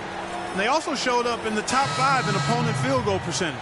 A very improved defensive team. Yeah, and going back to their rebounding, very few teams could outmuscle them inside. The size and toughness to scrap for every carom off the backboard. Catching up on the changes for Chicago. Portis, he's checked in for Noah. Gibson comes in for Pau Gasol. Jimmy Butler, he's checked in for Tony Snell. And it's Heinrich in for Aaron Brooks. Now here's Rose. He's got 8, and it's sent back by McGarry. Rose against Durant. Out to the right wing. McGarry kicks to Augustine. Outside Westbrook. And they're going to count the bucket and send him to the line. It could be a three-point play.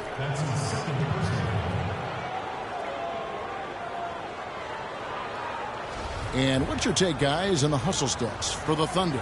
Well, in the first half of play, they're closing out aggressively, blocking shots, a key indicator of their activity on the defensive side. Yeah, another thing they've done well, guys, a lot of steals in the first half. Really getting after it defensively.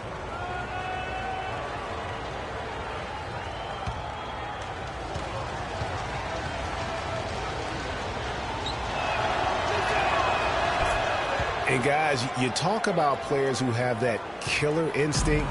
Russell Westbrook is right at the top of that list. Now here's Butler. He picked up 18 points in their last win against Charlotte. It's tipped. And now here's Durant, the fast break opportunity. And the shot is good. Now it's a 5-point Thunder lead. Well, that's why they're on the lead. Aggressive play at both ends. Very nicely done there. Absolutely. They make the steal, pay dividends instantly on the fast break. Butler against Durant. Butler dishes to Gibson. It's taken away by Collison. Some firepower, Clark, from this offense. Yeah, Kevin, how about the air of confidence? I mean, they really look like they believe in what they're doing. Yeah, they got a nice groove going right now offensively.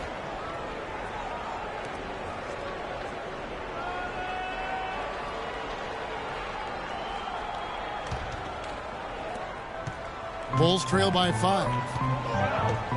And you think, Greg, about Westbrook's killer instincts. You were alluding to that. It's very apparent at times. Players praise, and Clark, I think, fear him for just that characteristic alone. Well, how about this, Kevin? Kobe Bryant said Westbrook has the same love for competition that he has.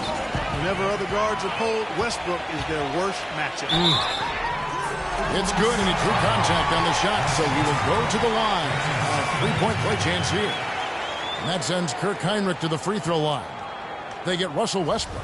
Bulls have made 7 out of 9 when they've stepped to the line.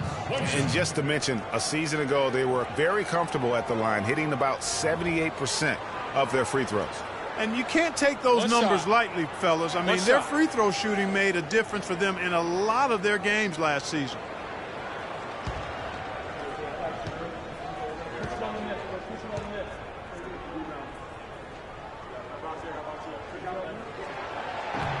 That one misses for Heinrich. Kirk Heinrich playing well. He's got 8 points, and he's got 2 baskets from out in three-point land. And I'm sure they'd like to get a few more of those out of him. Now here's Durant. He's got 15. He dents the rim with a two-handed slam. Wow. Went for the two-hander on that slam. That's where the weight room comes into play, Kevin. I think some urgency from him there. I think he's sensing that this is a critical time in the game, fellas. And he was fouled on the way up. 2 free throws now for him. And now, here's the 2K leaderboard with the teams that last season scored the most second-chance points in the NBA. Number 1, the Thunder. Yeah, that was a huge factor for them a season ago. Their ability to attack the offensive glass and then convert those into second-chance buckets. I mean, no one did it better.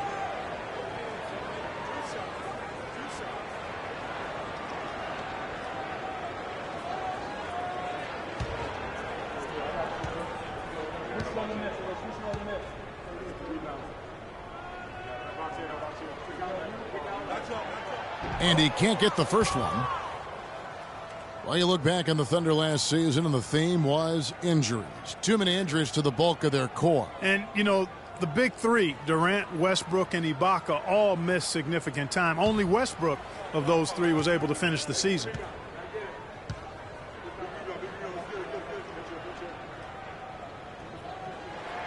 No luck that time either. And listen, those injuries really did the Thunder in. I mean, at no time during the season did they ever really get a chance to gel and play any stretch of games with their entire roster. So it's Chicago now, following the score by Oklahoma City. Here's Rose, and he drops in the layup off the glass. Rose has got 10 points in the game. That's an impressive spin move there, Kevin. I wasn't expecting him to show handles like that. You know, every franchise will have a year that is just lost to injuries. I mean, it happens. The hard part of it for the Thunder is that it happened while so many of their stars are in their prime. And it's Westbrook missing. Not able to find it here in the second. He's off stride and off track just a bit after that one he had early. Rose against Augustine. And it's Rose penetrating. Pulls up on the wing. It's hauled in by Collison. Oklahoma City leading by 3. And here's Augustine. He hasn't scored yet. That I'm sure will change. He came off the screen and finished with authority. And did you see the screen that was set for him? I mean, that was how he got to the hoop. It was the classic screenplay. It won't show up in the box score, but that screen deserves an assist. Absolutely, Kevin. I mean, that took the defender right out of the play. And, Greg, how about DJ Augustine on the roller coaster ride last season, beginning in Detroit, ending up in a very creditable position with the Oklahoma City Thunder? And a lot of that was because Jennings was so inconsistent for Stan Van Gundy last year, even so much so that he started starting Augustine, and this was just a small part of the turmoil for Detroit last season. All right, now, take a break, 2 shots.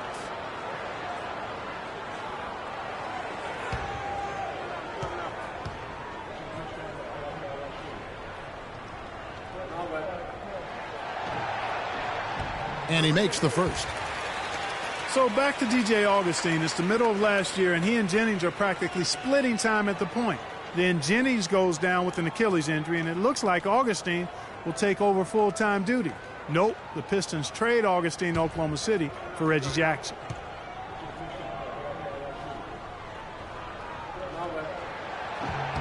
And both free throws good from Gibson. You know, one thing about the Augustine-Jackson trade last year, it didn't help either the Thunder or the Pistons make the playoffs. It's just so hard to integrate a new player into your system that far into the season, especially when that player is a point guard. So a wild ride for Augustine. Yeah, I think he just sees some things that can be improved and wants to get everybody back on the same page. And usually that, to me, is a good use of the timeout. I mean, if there's something that he's noticed that can give his team a lift, I think he's got to try to take advantage of that.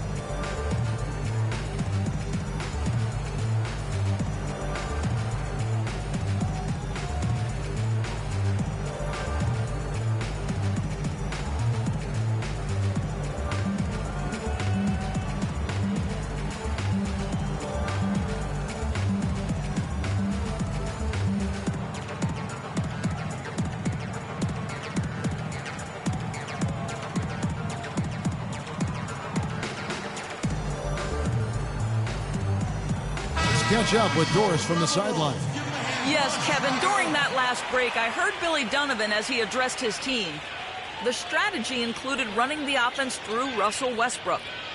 When Coach addressed the guys in the huddle, his message was clear. Quote, he's who we want getting the bulk of the touches. He is who we want making our decisions.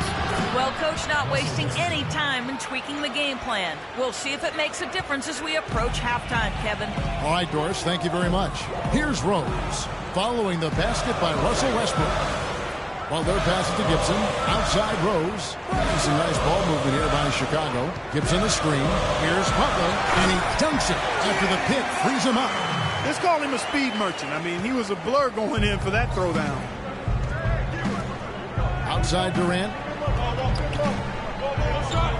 Westbrook a screen on Butler. Gibson with the steal. Here's the three. Butler can't get that one to fall. All the time in the world to get that one off. And there's the feed to Durant. That's in. Augustine with the assist.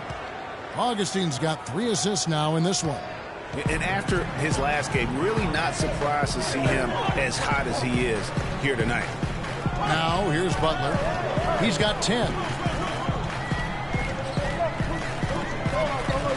40 seconds left to play here in the half. 6 on the shot clock. It's good from about 19 feet. Butler's got 4 this quarter.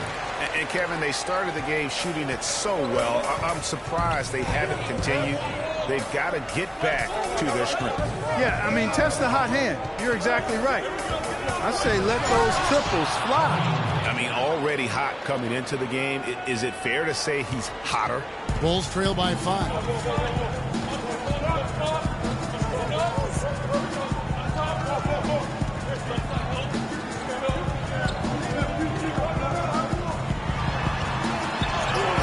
Finishes it off with a one-handed jam. Solid on the one-hand throw down there. You know, Clark, when it's a tight ball game like this, he's the guy they want with the ball. Yep. Yeah, and one reason why I just don't know that I've ever seen him miss a play like that.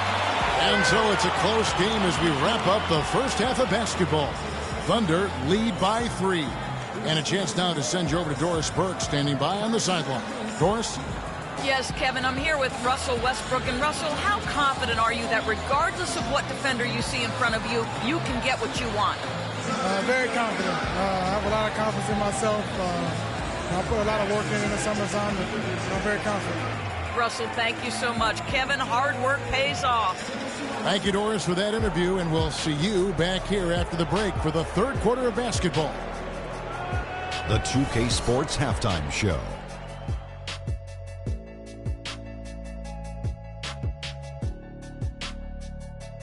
Ernie Johnson here again with Kenny Smith and Shaquille O'Neal. We welcome you back to the 2K Sports Halftime Show.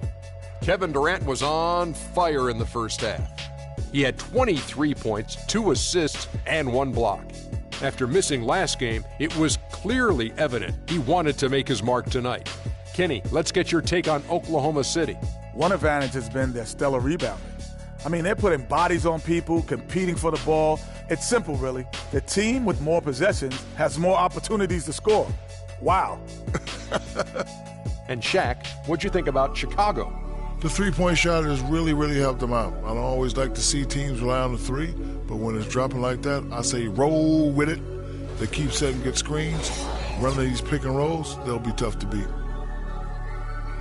And that's going to do it for now as the second half is almost ready to get started. Back to Kevin Harlan and the rest of the 2K Sports crew. We're going to sit right here and wait for the end of the game and talk at you again.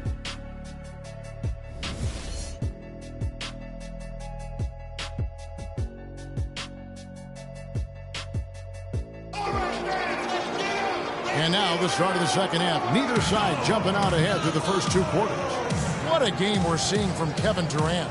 The way he was able to attack the rim in that first half. Defenders are going to need to start building walls and being connected defensively if they want to have any chance to stop it. Now, come on, Greg. That's much easier said than done when he's the penetrator. I mean, his speed and agility make him extremely tough to cover.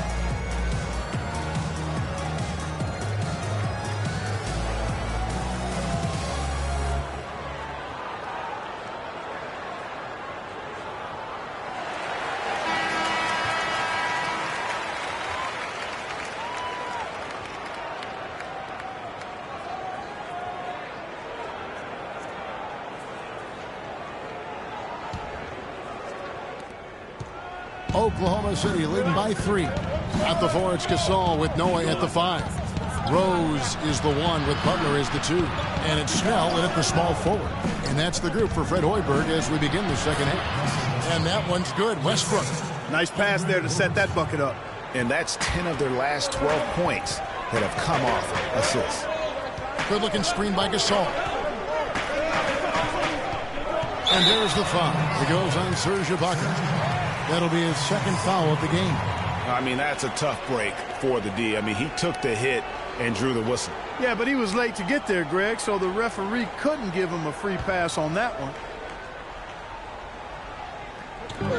Gasol a screen. Snell. Another one falls for Chicago. I tell you what, he has quite the act to follow, but Fred Hoiberg was a quick choice for the brass in Chicago. Signed that 5-year deal over the summer. Was easily one of the most in-demand coaches available.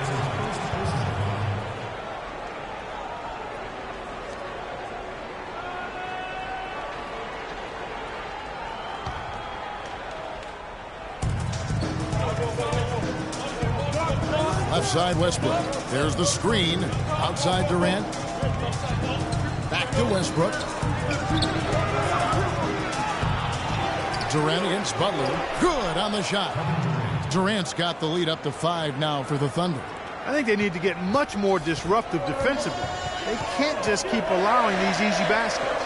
That's got to be job number 1 right now. Nothing easy on the inside. Now here's Rose. Down low. Layup off the pick. Snell, that's good. Snell's got his second basket. Good display of physicality by Gasol to set that shot up. Outside Westbrook. And he lobs it up toward the rim. And the jam by Kevin Durant. And the lead just grows on that ridiculous offensive sequence. You know, Clark, that dunk alone would have been spectacular. Never mind it coming at the end of an alley-oop. Yeah, that just added more to it. And you know, guys, right now, they're starting to flatline, just hanging on here for dear life. They recover it. And he gets it to go. Snell's got 6 in the quarter. They're doing work here in the second half. 3 or 4 to start. And we're just about 2 minutes into the second half now. Here's Roberson. They get it again. Kanter kicks to Durant. A second chance effort. Again, Oklahoma City. And when they've gone to him, he has come through big time. You got to keep getting him touches. Outside Butler. Out to the wing. Oh, wide open look for Gasol. It's rebounded by Oklahoma City. Ibaka's got his 5th rebound in this one. Outside Westbrook. Stolen by Noah. Now Butler. He's got 14. Outside Rose. Latrey. The shot's good on the assist by Butler. And that's 13 points for Rose. And now we're 3 minutes into the third quarter of play. Screen by Ibaka. Now here's Westbrook. 16 points for him. It's Durant on the wing. Defended by Butler. Down to 5 on the shot clock. Fast break. Here comes Chicago with a tie. Rose kicks to Snell. Can't tie it up as that one misses. The Thunder with the lead. Westbrook with it. Butler covering. Passes it to Kanter. And he banks in the layup. They're forcing the ball inside, and it's working beautifully. It really is. 5 out of 6 of their last field goals have come from the paint.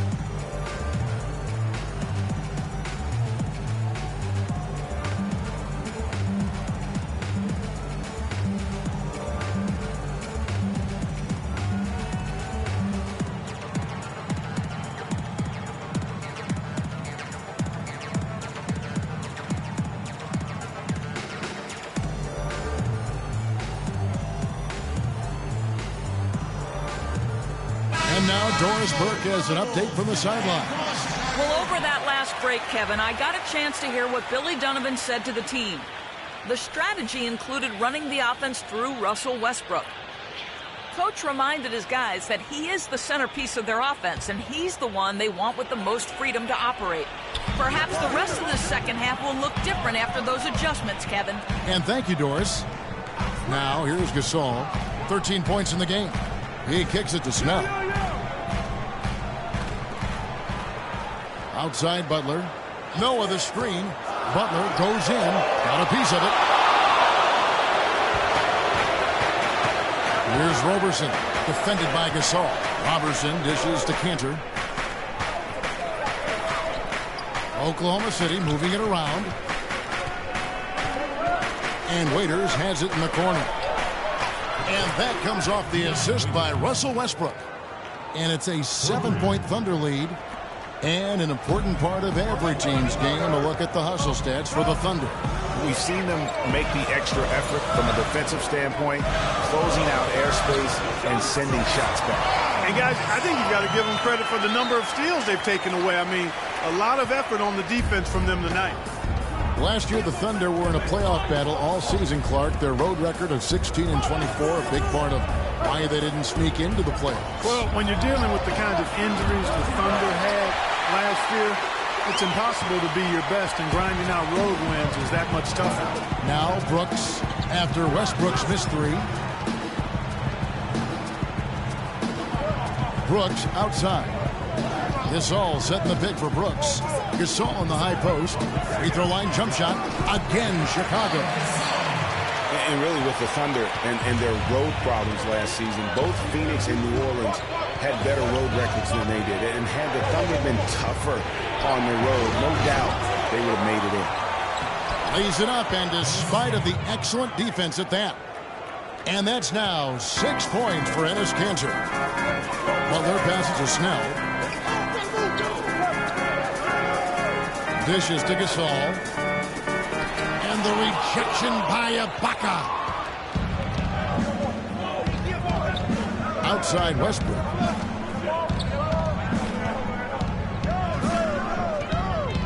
And there's the defensive 3-second call.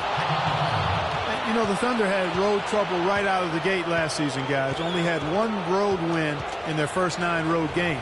They also had 4 different instances of 4 or more game road losing streaks last season.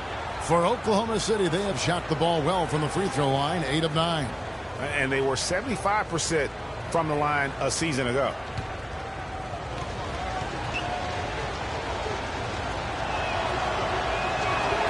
And he shows the focus there, nails the technical. And guys, Serge Ibaka's production was just a little off last season. We're not talking, you know, big number changes. We're talking small dips in a number of categories. Well, one category where he did really fall off, though, Kevin, was field goal percentage. A career 53% shooter, he dropped down to 47. Bulls trail by 6. Outside Butler. Brooks for 3. Another 3 for Chicago. That's the kind of D that you're not going to find success with, guys. They've got to get a hand in the face. Westbrook kicks to Waiters. Shot on the wing. Left side Ibaka. Kanter dishes to Waiters.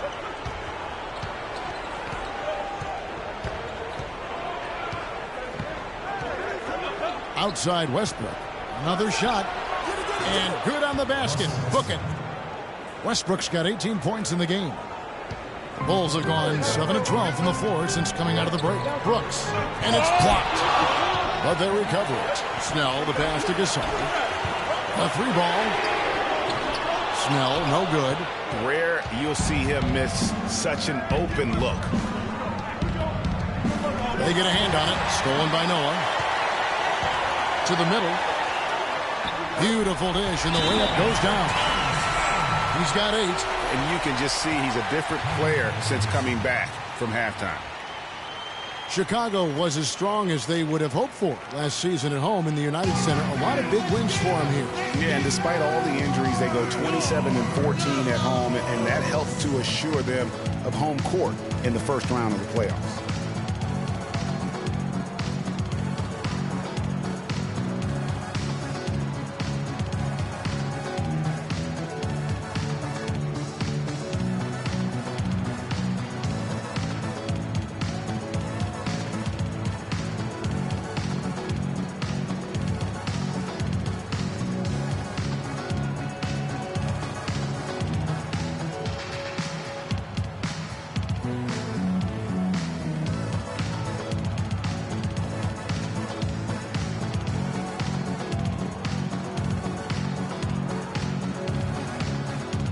And a moment now to look at the stats for Waiters, how he did last season. Averaged about 11 points a game, 2 assists, and 2 rebounds. And right now, he's just a role player, but he's working hard and contributing in spurts. Yeah, that's right, but we've seen flashes of what he can do, but he has to do it consistently if he wants to start. Here's what Chicago's going with right now. Portis, he's checked in for Noah. Gibson comes in for Pau Gasol. And it's Heinrich in for Tony Snell. You know, you look back on the Bulls' record last year with 27 home wins. That's pretty solid. Same exact total as they had the year before. They haven't gone below 500 at home since 2008. So he gets the whistle. Contact on the way up and 2 shots coming up. You know, these are the guys you need to be aware of if you don't want your pocket picked. Here are last season's steals leaders. Russell Westbrook is second. 2 words for you about this guy. Fast hand. He was able to come away with the ball a lot last season. He found a way always.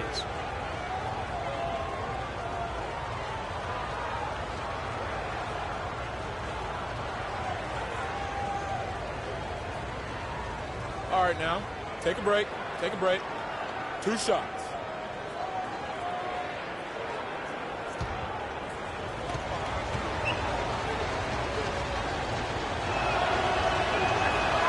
The first free throw is good. And a big part of why the Bulls are tough at home is this crowd. I mean, sold out every game last season. Led the league in total attendance for 6 straight seasons, averaging over 21,000 fans per game.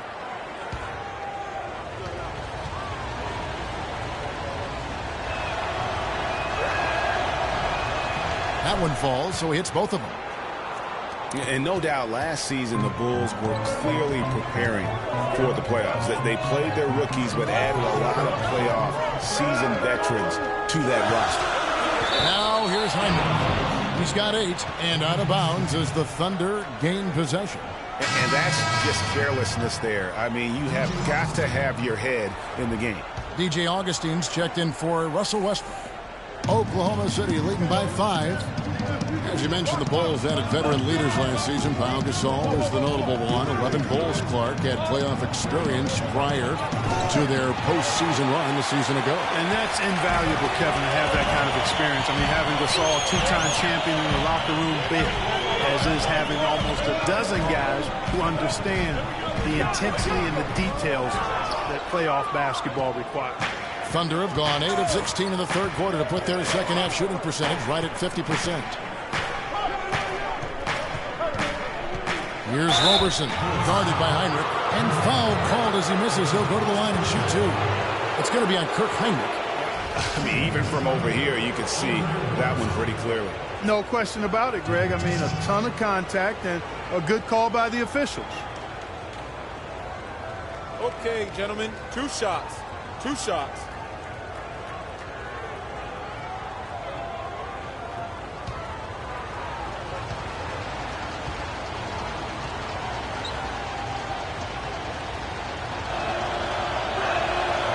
And the first one drops.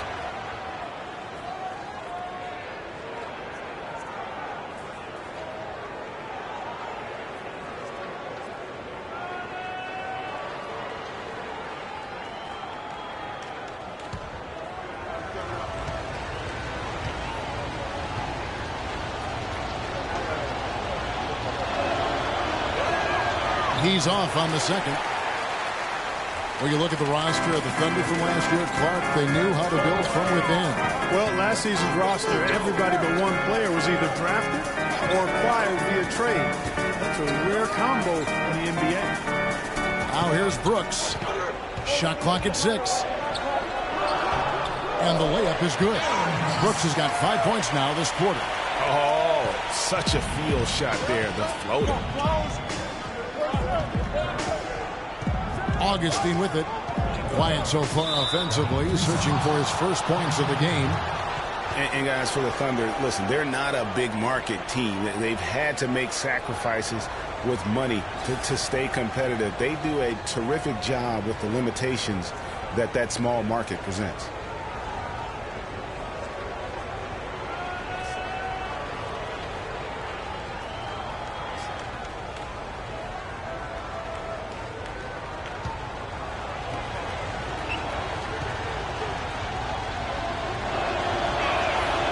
Free throw drops for Augustine.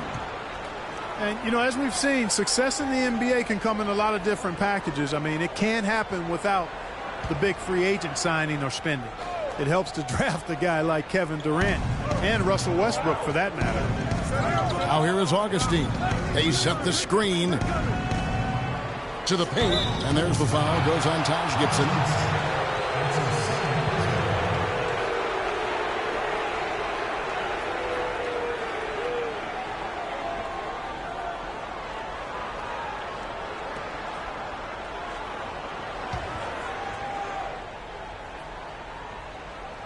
And it's going to be out of bounds. The Bulls will take it. Well, let's take a look at how Oklahoma City ranked in the league last year. First in rebounding, first and second chance points, and they were one of the NBA's top 5 up-tempo teams. I mean, their pace of play really brisk. Only a few squads scored more on the fast break than they did. And you touched on their rebounding, just prolific in that area. Tremendous energy and physicality when attacking the glass. That one goes. Come. Portis has got 5 points so far. Great opportunity right there. He's got such tremendous length. He can just rise up and get separation for the 3. And he'll shoot free throws here. Clearly fouled on that shot that time. The whistle blowing. You know, guys, one of the things that is always going to keep you competitive against the West is a good defense. It's one reason why the Bulls tend to be a tougher matchup for teams from the West, because they do D up.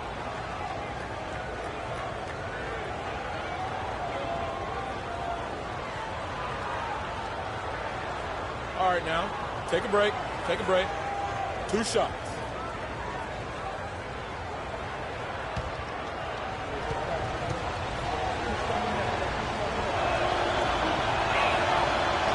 And he knocks down the first one.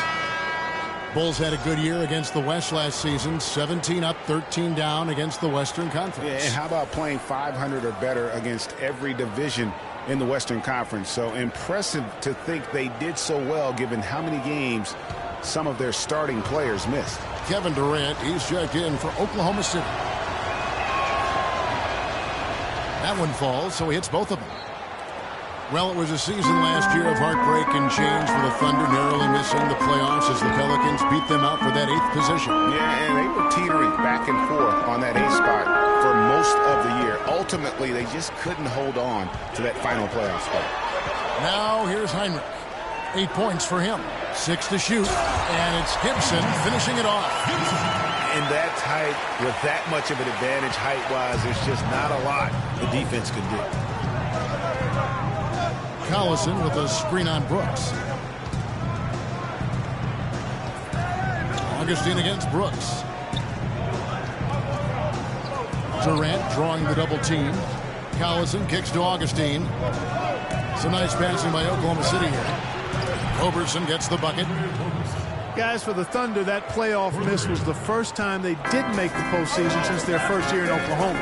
Fans have really been spoiled with how successful the Thunder have been of late. Now here's Heinrich. Here's Portis. Trying to answer back, but that 3 is off the mark. A minute 50 left in the third. Durant against Butler. Durant kicks to Roberson. Off target with his 3. In the Western playoffs, it's seemed a bit amiss without having the Thunder involved. Westbrook, I tell you what, he did everything he could to try and carry that injured group into the postseason last year, but it just wasn't to be. And Hinrich gets it to go. Well, check out that assist. That's a pair of teammates that are clearly on the same page. The Thunder with the lead. Outside Durant. Feeds it to Collison. They set the screen. Durant kicks to Collison. And they're moving it up. Here's Hinrich. That misses, and a chance to tie it there. And trying to come up with the highlight reel finish, somebody forgot to finish it. Robertson can't hit. His touch has disappeared on him this quarter. He just hasn't been able to get it going. Here's Butler. Can't tie it up as that one misses. It's a close game here in Chicago. Robertson dishes to Augustine. Kicks to Robertson. Pass to McGarry. Durant against Gibson. And then Durant with the dunk. You don't see many tall players with that kind of speed, Kevin. Chicago's gone 4 of 6 from three-point land since the start of the second half. Pass to Portis. There's the dish to Brooks. The pass to Portis. So the whistle blows on the shot and 2 free throws for the contact right there.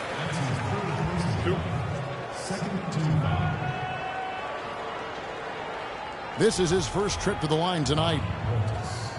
At the line for the Bulls, 2 shots.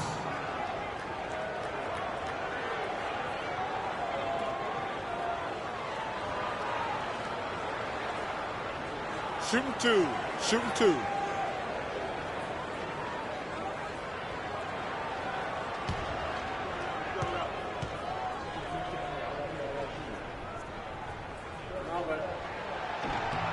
Free throw good. Portis.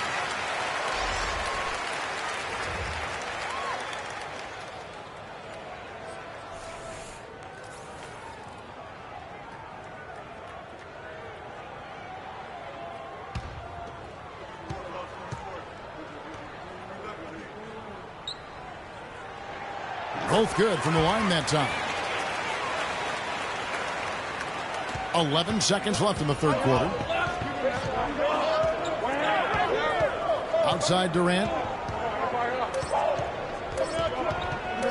With 1 on the clock. No good on the buzzer beater. It's still anybody's game as we've reached the end of 3. Oklahoma City out in front, up by 2. From the United Center in Chicago. Back in a moment.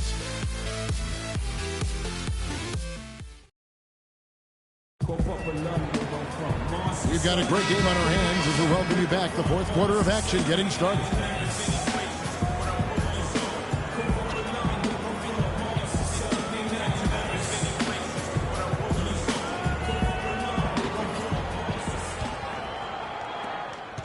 Chicago trailing here. So for Oklahoma City right now, on the perimeter, it's Waiters and Durant. Inside, you got Ibaka and Cannon. And it's Westbrook in at the 1 spot. There's the line to the hoop. And that one goes out of bounds. Nice touch by Westbrook. Well, that's inexcusable to throw a pass that far off the mark.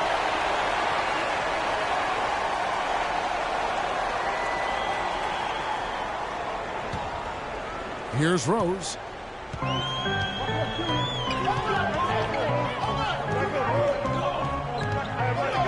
To take the lead. And lots of contact there. Missing the shot. He'll shoot 2. Derrick Rose possesses a great skill set. Ball handling, passing, and understanding of how to score. First rookie to ever win the All-Star Weekend Skills Challenge. 2 shots. Getting back to Rose, it's his extraordinary handle that allows him to get anywhere on the floor. Such confidence in the way he dribbles and drives, whether it's getting up in a position to set up a teammate, taking himself. He's the one very best at controlling that ball. It's a great point. I mean, guys like D. Rose, Chris Paul, Steph Curry, Kyrie, they all have maximized that skill. I mean, the thing that separates him and puts him in that Russell Westbrook category is the pure physical strength. When healthy, he's able to play with. Excellent game we've seen from Derrick Rose. He's got 14 points and a huge helping of assists as well. No doubt about it. He's the conductor, the band leader, Clark, and this offense has really performed at a high level.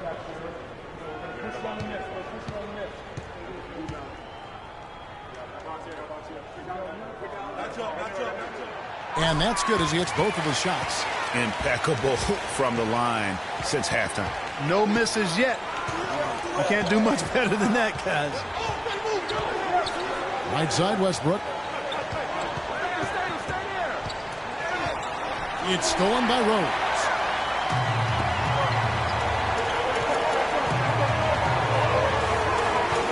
Noah the screen. And it's Rose penetrating. That's tipped. Westbrook kicks to Waiters. And 2 free throws coming up as he misses that one. Drawing the whistle and a lot of contact there.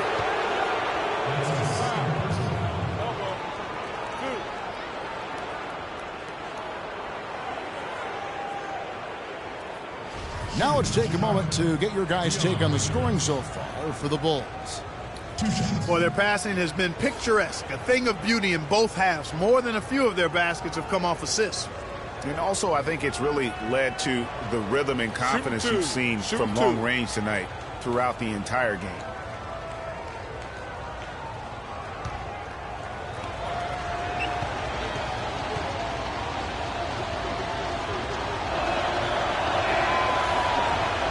And the first one at the line is good.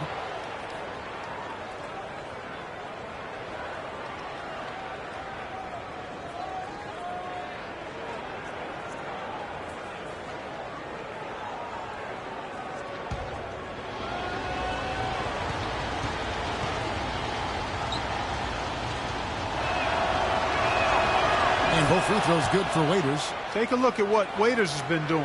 12 points, and he's put 1 3-pointer on the board. You know what, though, Clark? It wouldn't be a bad idea going forward to try to let him do a little more damage from beyond the arc. Now here's Butler. It's blocked. And out of bounds as Chicago gains possession. Well, that's inexcusable to throw a pass that far off the mark.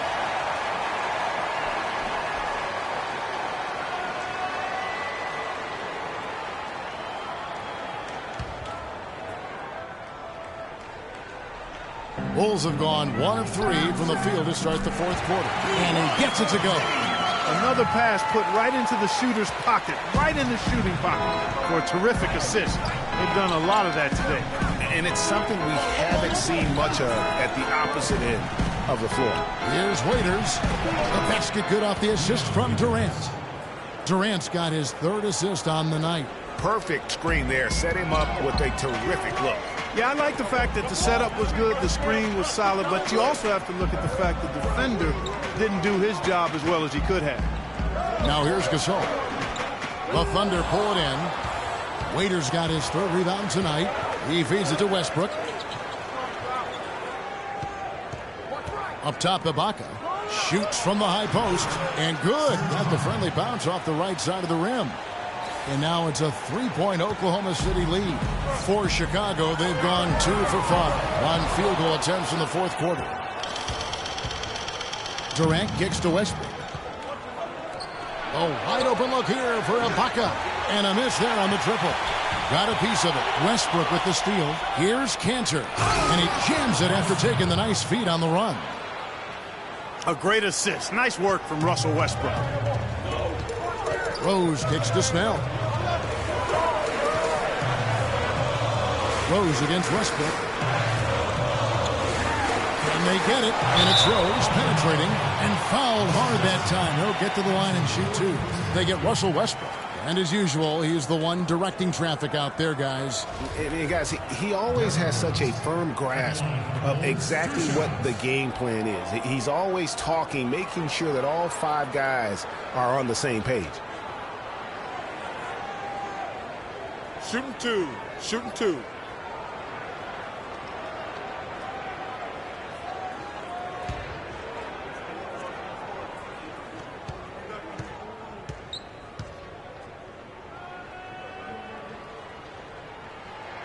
The first free throw is good.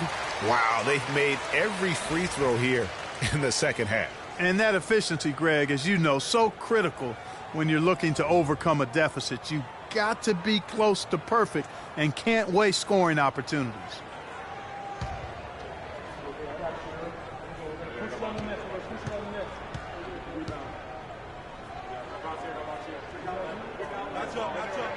And that one goes in. 2 from the line that time. A little over 2.5 minutes have passed here in the fourth quarter. He dishes it to Waiters.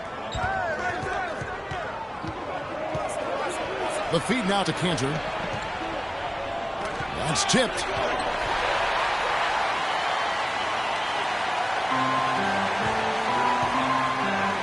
Waiters against Rose.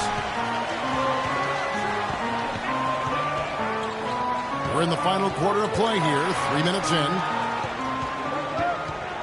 Clock at 6. Here's Butler. They grab their own miss. Gasol. Count it, and the foul. It's on Kevin Durant. That's outstanding hang-time improvisation right there.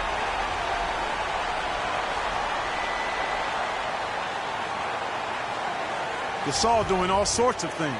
He's got 21 points, and he's knocked down a pair of three-pointers in this game, too. And maybe it's time for them to set a few more screens for him up top and let him add to that total. One shot. One shot, gentlemen.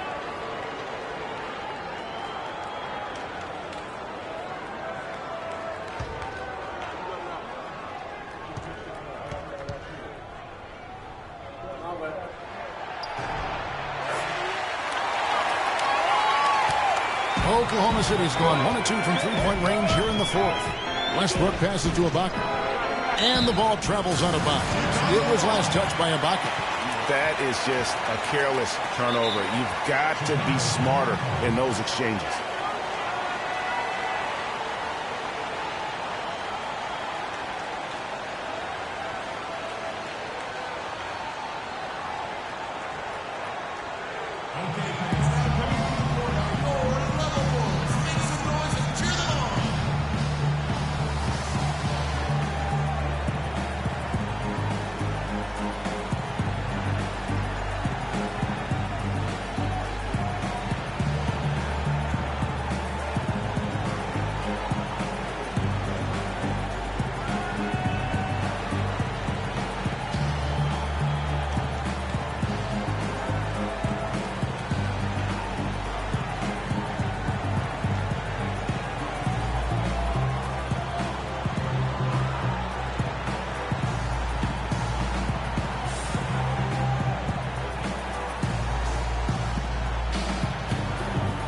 Go quickly over to Doris Burke for an update. I was able to listen in on what Chicago's coach was going over with his team. He told his team to keep looking for three-point opportunities, saying their perimeter defense isn't doing a good job getting out on our shooters. So let's keep firing away until they decide to guard. That's what I like, a nice, strong finish inside. That's what he does. He's got that dunker mentality. My goodness, physicality personified right there. Able to just go up and finish over the biggest defender. Here's Westbrook after the Bulls pick up 2. Durant gets to Westbrook. The basket good off the assist from Durant. And that's now 21 points for Russell Westbrook. For Chicago, they've gotten just under 45% of their attempts to drop in the fourth. 4 of 9. Passes it to Rose. Tries from 10, and that one off the back of the rim and in. Rose has got 9 points now in just the second half. Westbrook dishes to Cantor. It's Durant on the wing. It's stolen by Rose. Oh, and a fast break for the Bulls. Rose with the ball, and that one's good. 20 points for Butler. Every time they get scored on during this run, it's come from inside the paint. Yeah, they have really owned the interior. You've got to collapse that defense and force them to beat you over the top. Durant for 3. That's good. Durant's got the game tied up here for Oklahoma City. Those are starting to add up. Of their last 5 baskets, 3 of them have been three-pointers. And clearly it's about how poorly the defense has played. They've got to close out faster. Now here's Butler. Back to Rose. Shot clock at 6.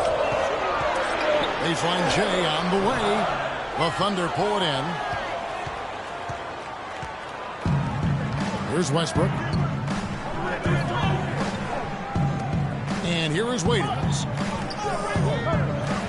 Kanter sets the pick for Waiters. Off the pick. It's hauled in by Noah. Noah's got his 4th rebound in this one. Outside Rose. Here's Gasol. Rose against Westbrook. Dishes to Noah. He kicks it to Butler. Noah the screen. Butler goes in. It's tipped, but he recovers it. Snell from outside. It's rebounded by Oklahoma City. Kanter's got 6 rebounds now in the game. And Waiters kicks to Westbrook. And out of bounds as Chicago gains possession. I tell you what, he clearly had a brain freeze on that one. You might just as well keep going straight to the bench. Roberson, he's checked in for the Thunder.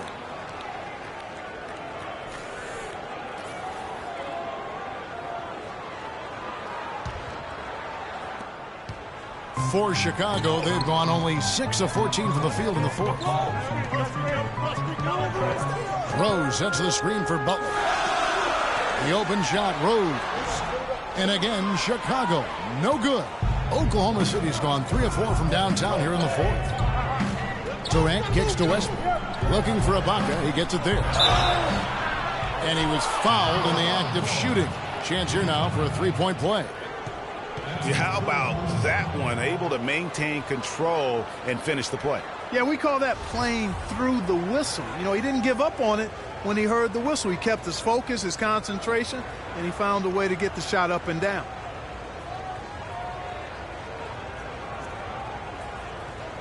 One shot. One shot.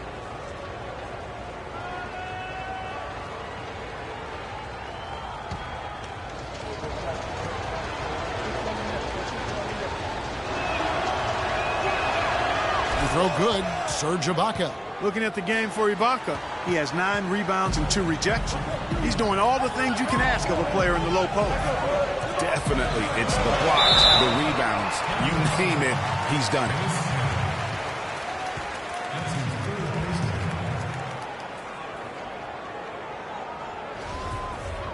Derrick Rose at the line for the Bulls, 2 shots.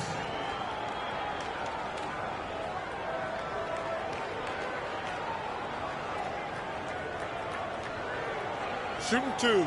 Shooting 2.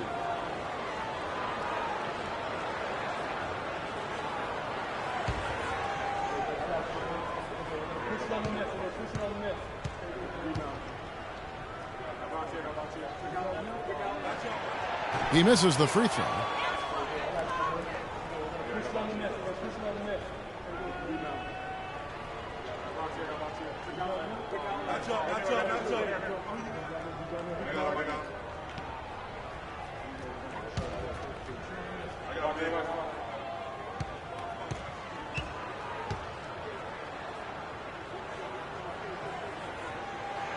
And he sinks the second. You really have to like the work they put in at the free throw line here in the half. I mean, they've been really aggressive in drawing foul, and then they've been able to knock down their free throws. Now here's Westbrook, screened by Ibaka. It's Westbrook with the drive. And Kanter wide open. He shoots. Nice open look, but it's no good. Chicago trailing here. Noah with a screen on Durant. Butler with the ball. Guarded now by Durant. Gasol passes to Rose. Inside, here's Noah. The rebound by Ibaka. Ibaka's got 9 rebounds now tonight. Feeds to Durant.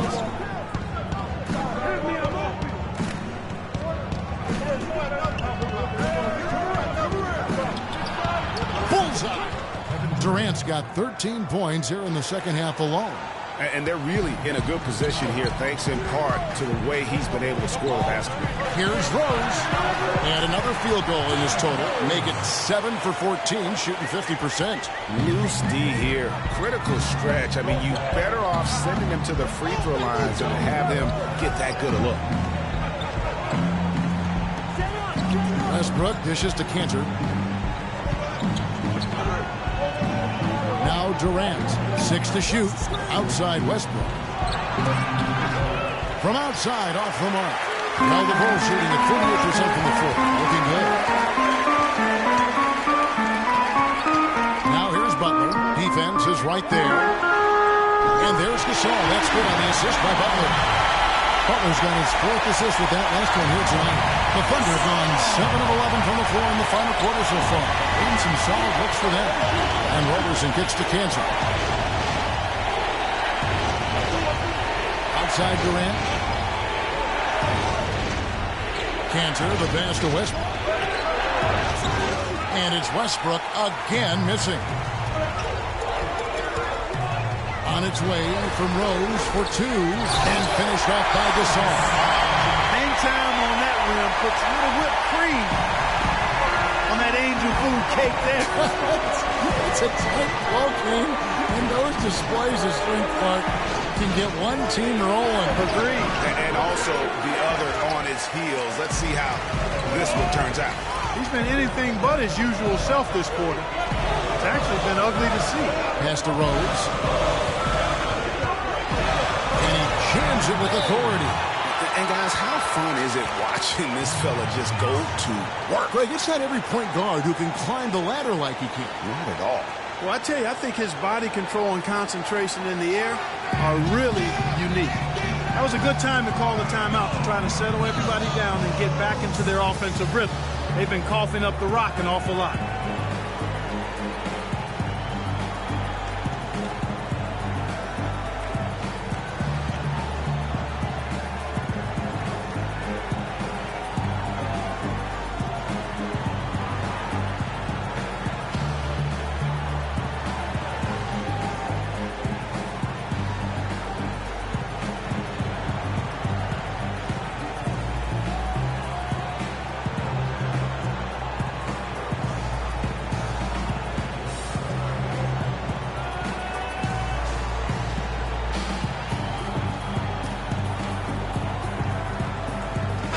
Gibson's checked in for Pau Gasol.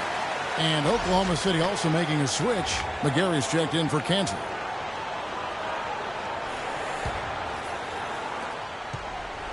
Thunder trailing by 5. Westbrook kicks to Durant.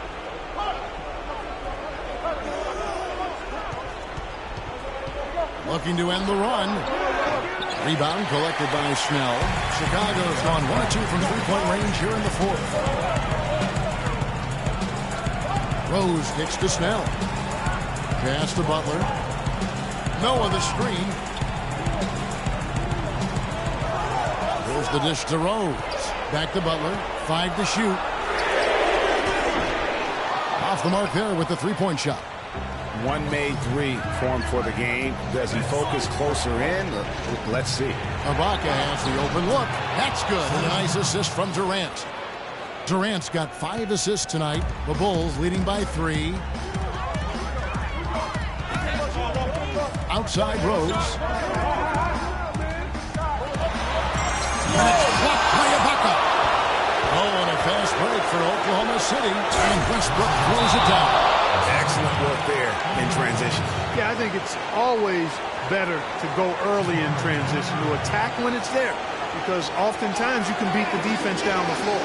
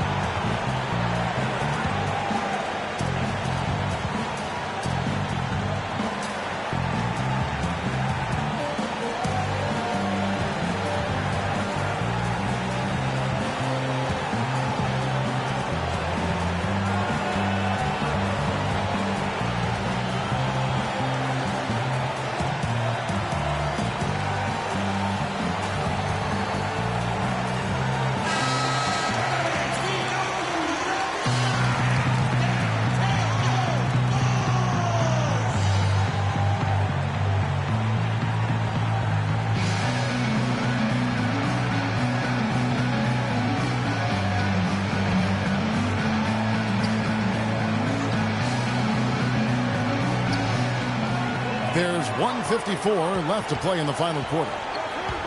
Back to Butler.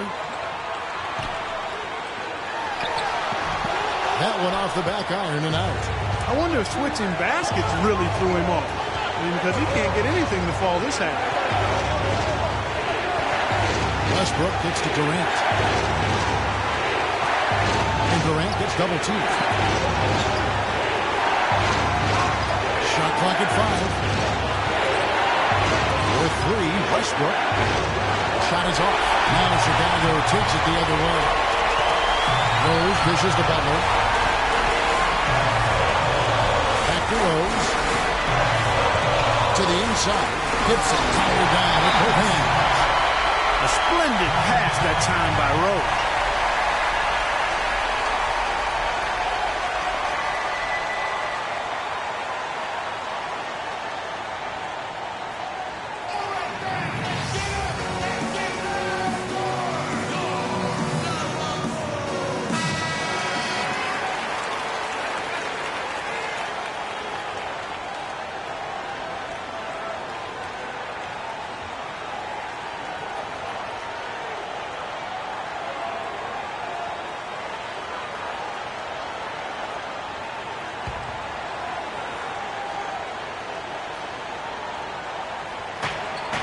One-10 left in the fourth quarter. What a performance from Durant here. He's got 36 points, and he's hit the mark twice from three-point range as well.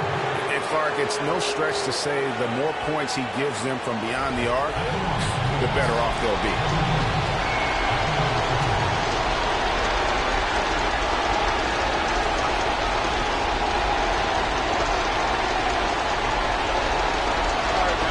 Take a break. Take a break. 2 seconds.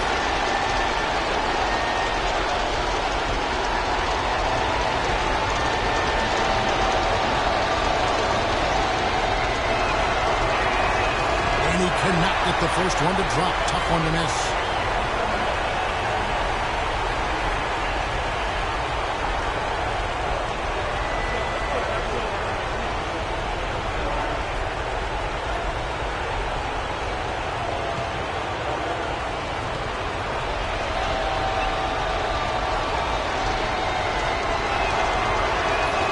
He's able to hit the second one, and that brings them within 2. They'd have loved to cut it to 1 there, but they're still in decent shape if they can get a stop.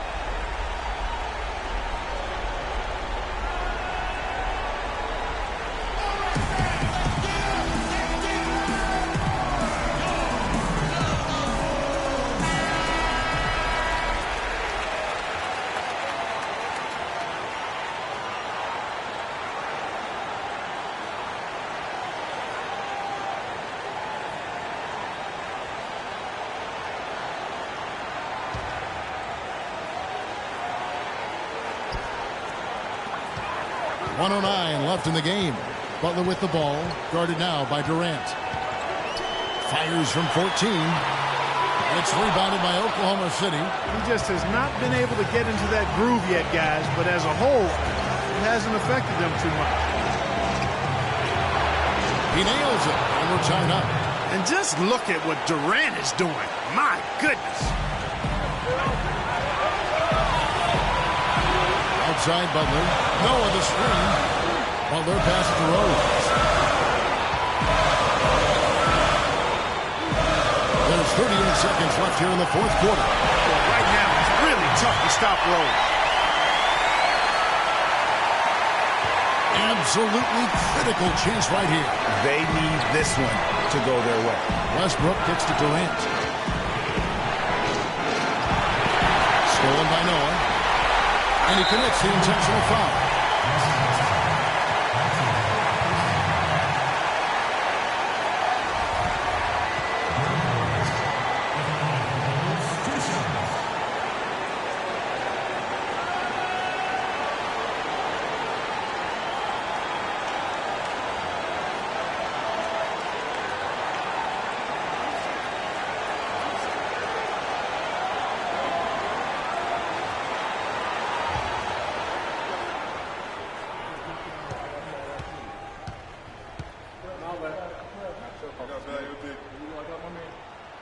So the first one drops, and that makes it a 3-point lead.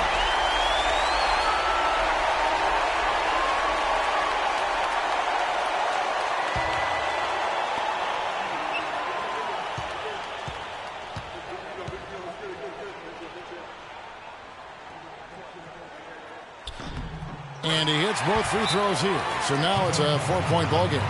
And those free throws will mean a ton now. It makes it a 2-possession game.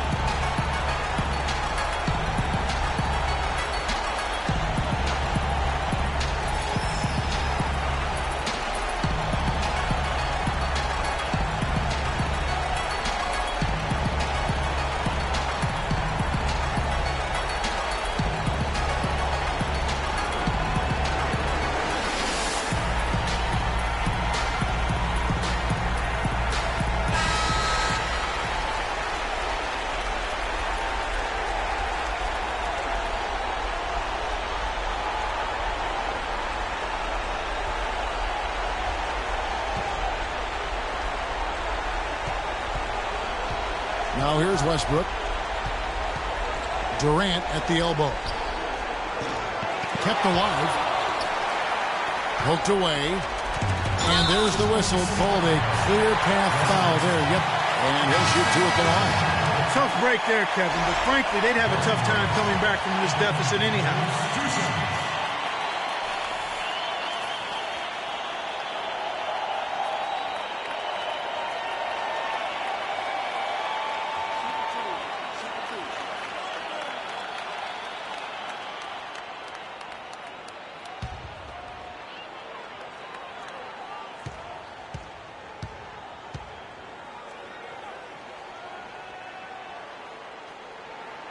And he misses the first one. Boy, he wanted that one to fall.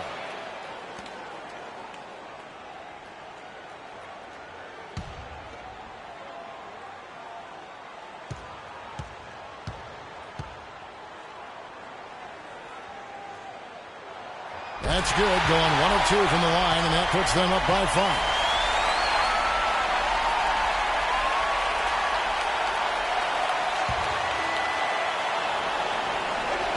There's 10 seconds left in the fourth quarter, and an intentional foul right there.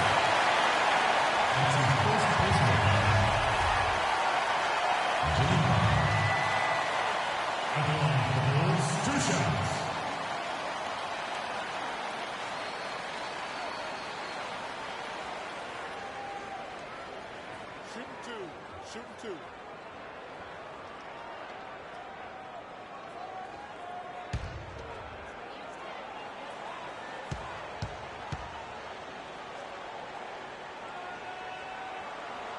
It's the first, and that increases their lead to 6.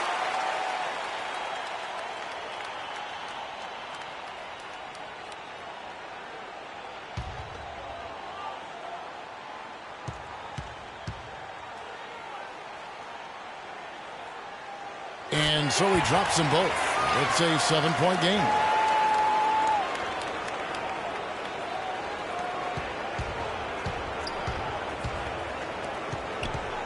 Shot to stop the run.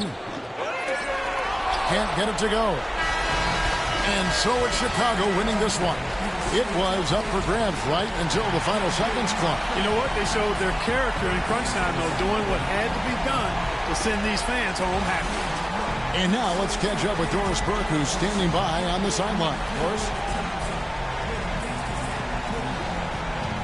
This win was punctuated by some quality defensive plays. How important is the defensive execution to your success? Well, defense got to be always our motor. You know, if we get some stops, we're doing a good job defensively, everything will be okay from that point on. So we just got to continue to emphasize our defense. Thank you so much. Back to you guys at the table. Doris, thank you as always. Well, folks, that's going to do it for now. This is Kevin Harlan saying thanks for tuning in. And now time to go to Ernie Johnson, who's alongside Shaquille O'Neal and Kenny the Jet Smith. The 2K Sports postgame show.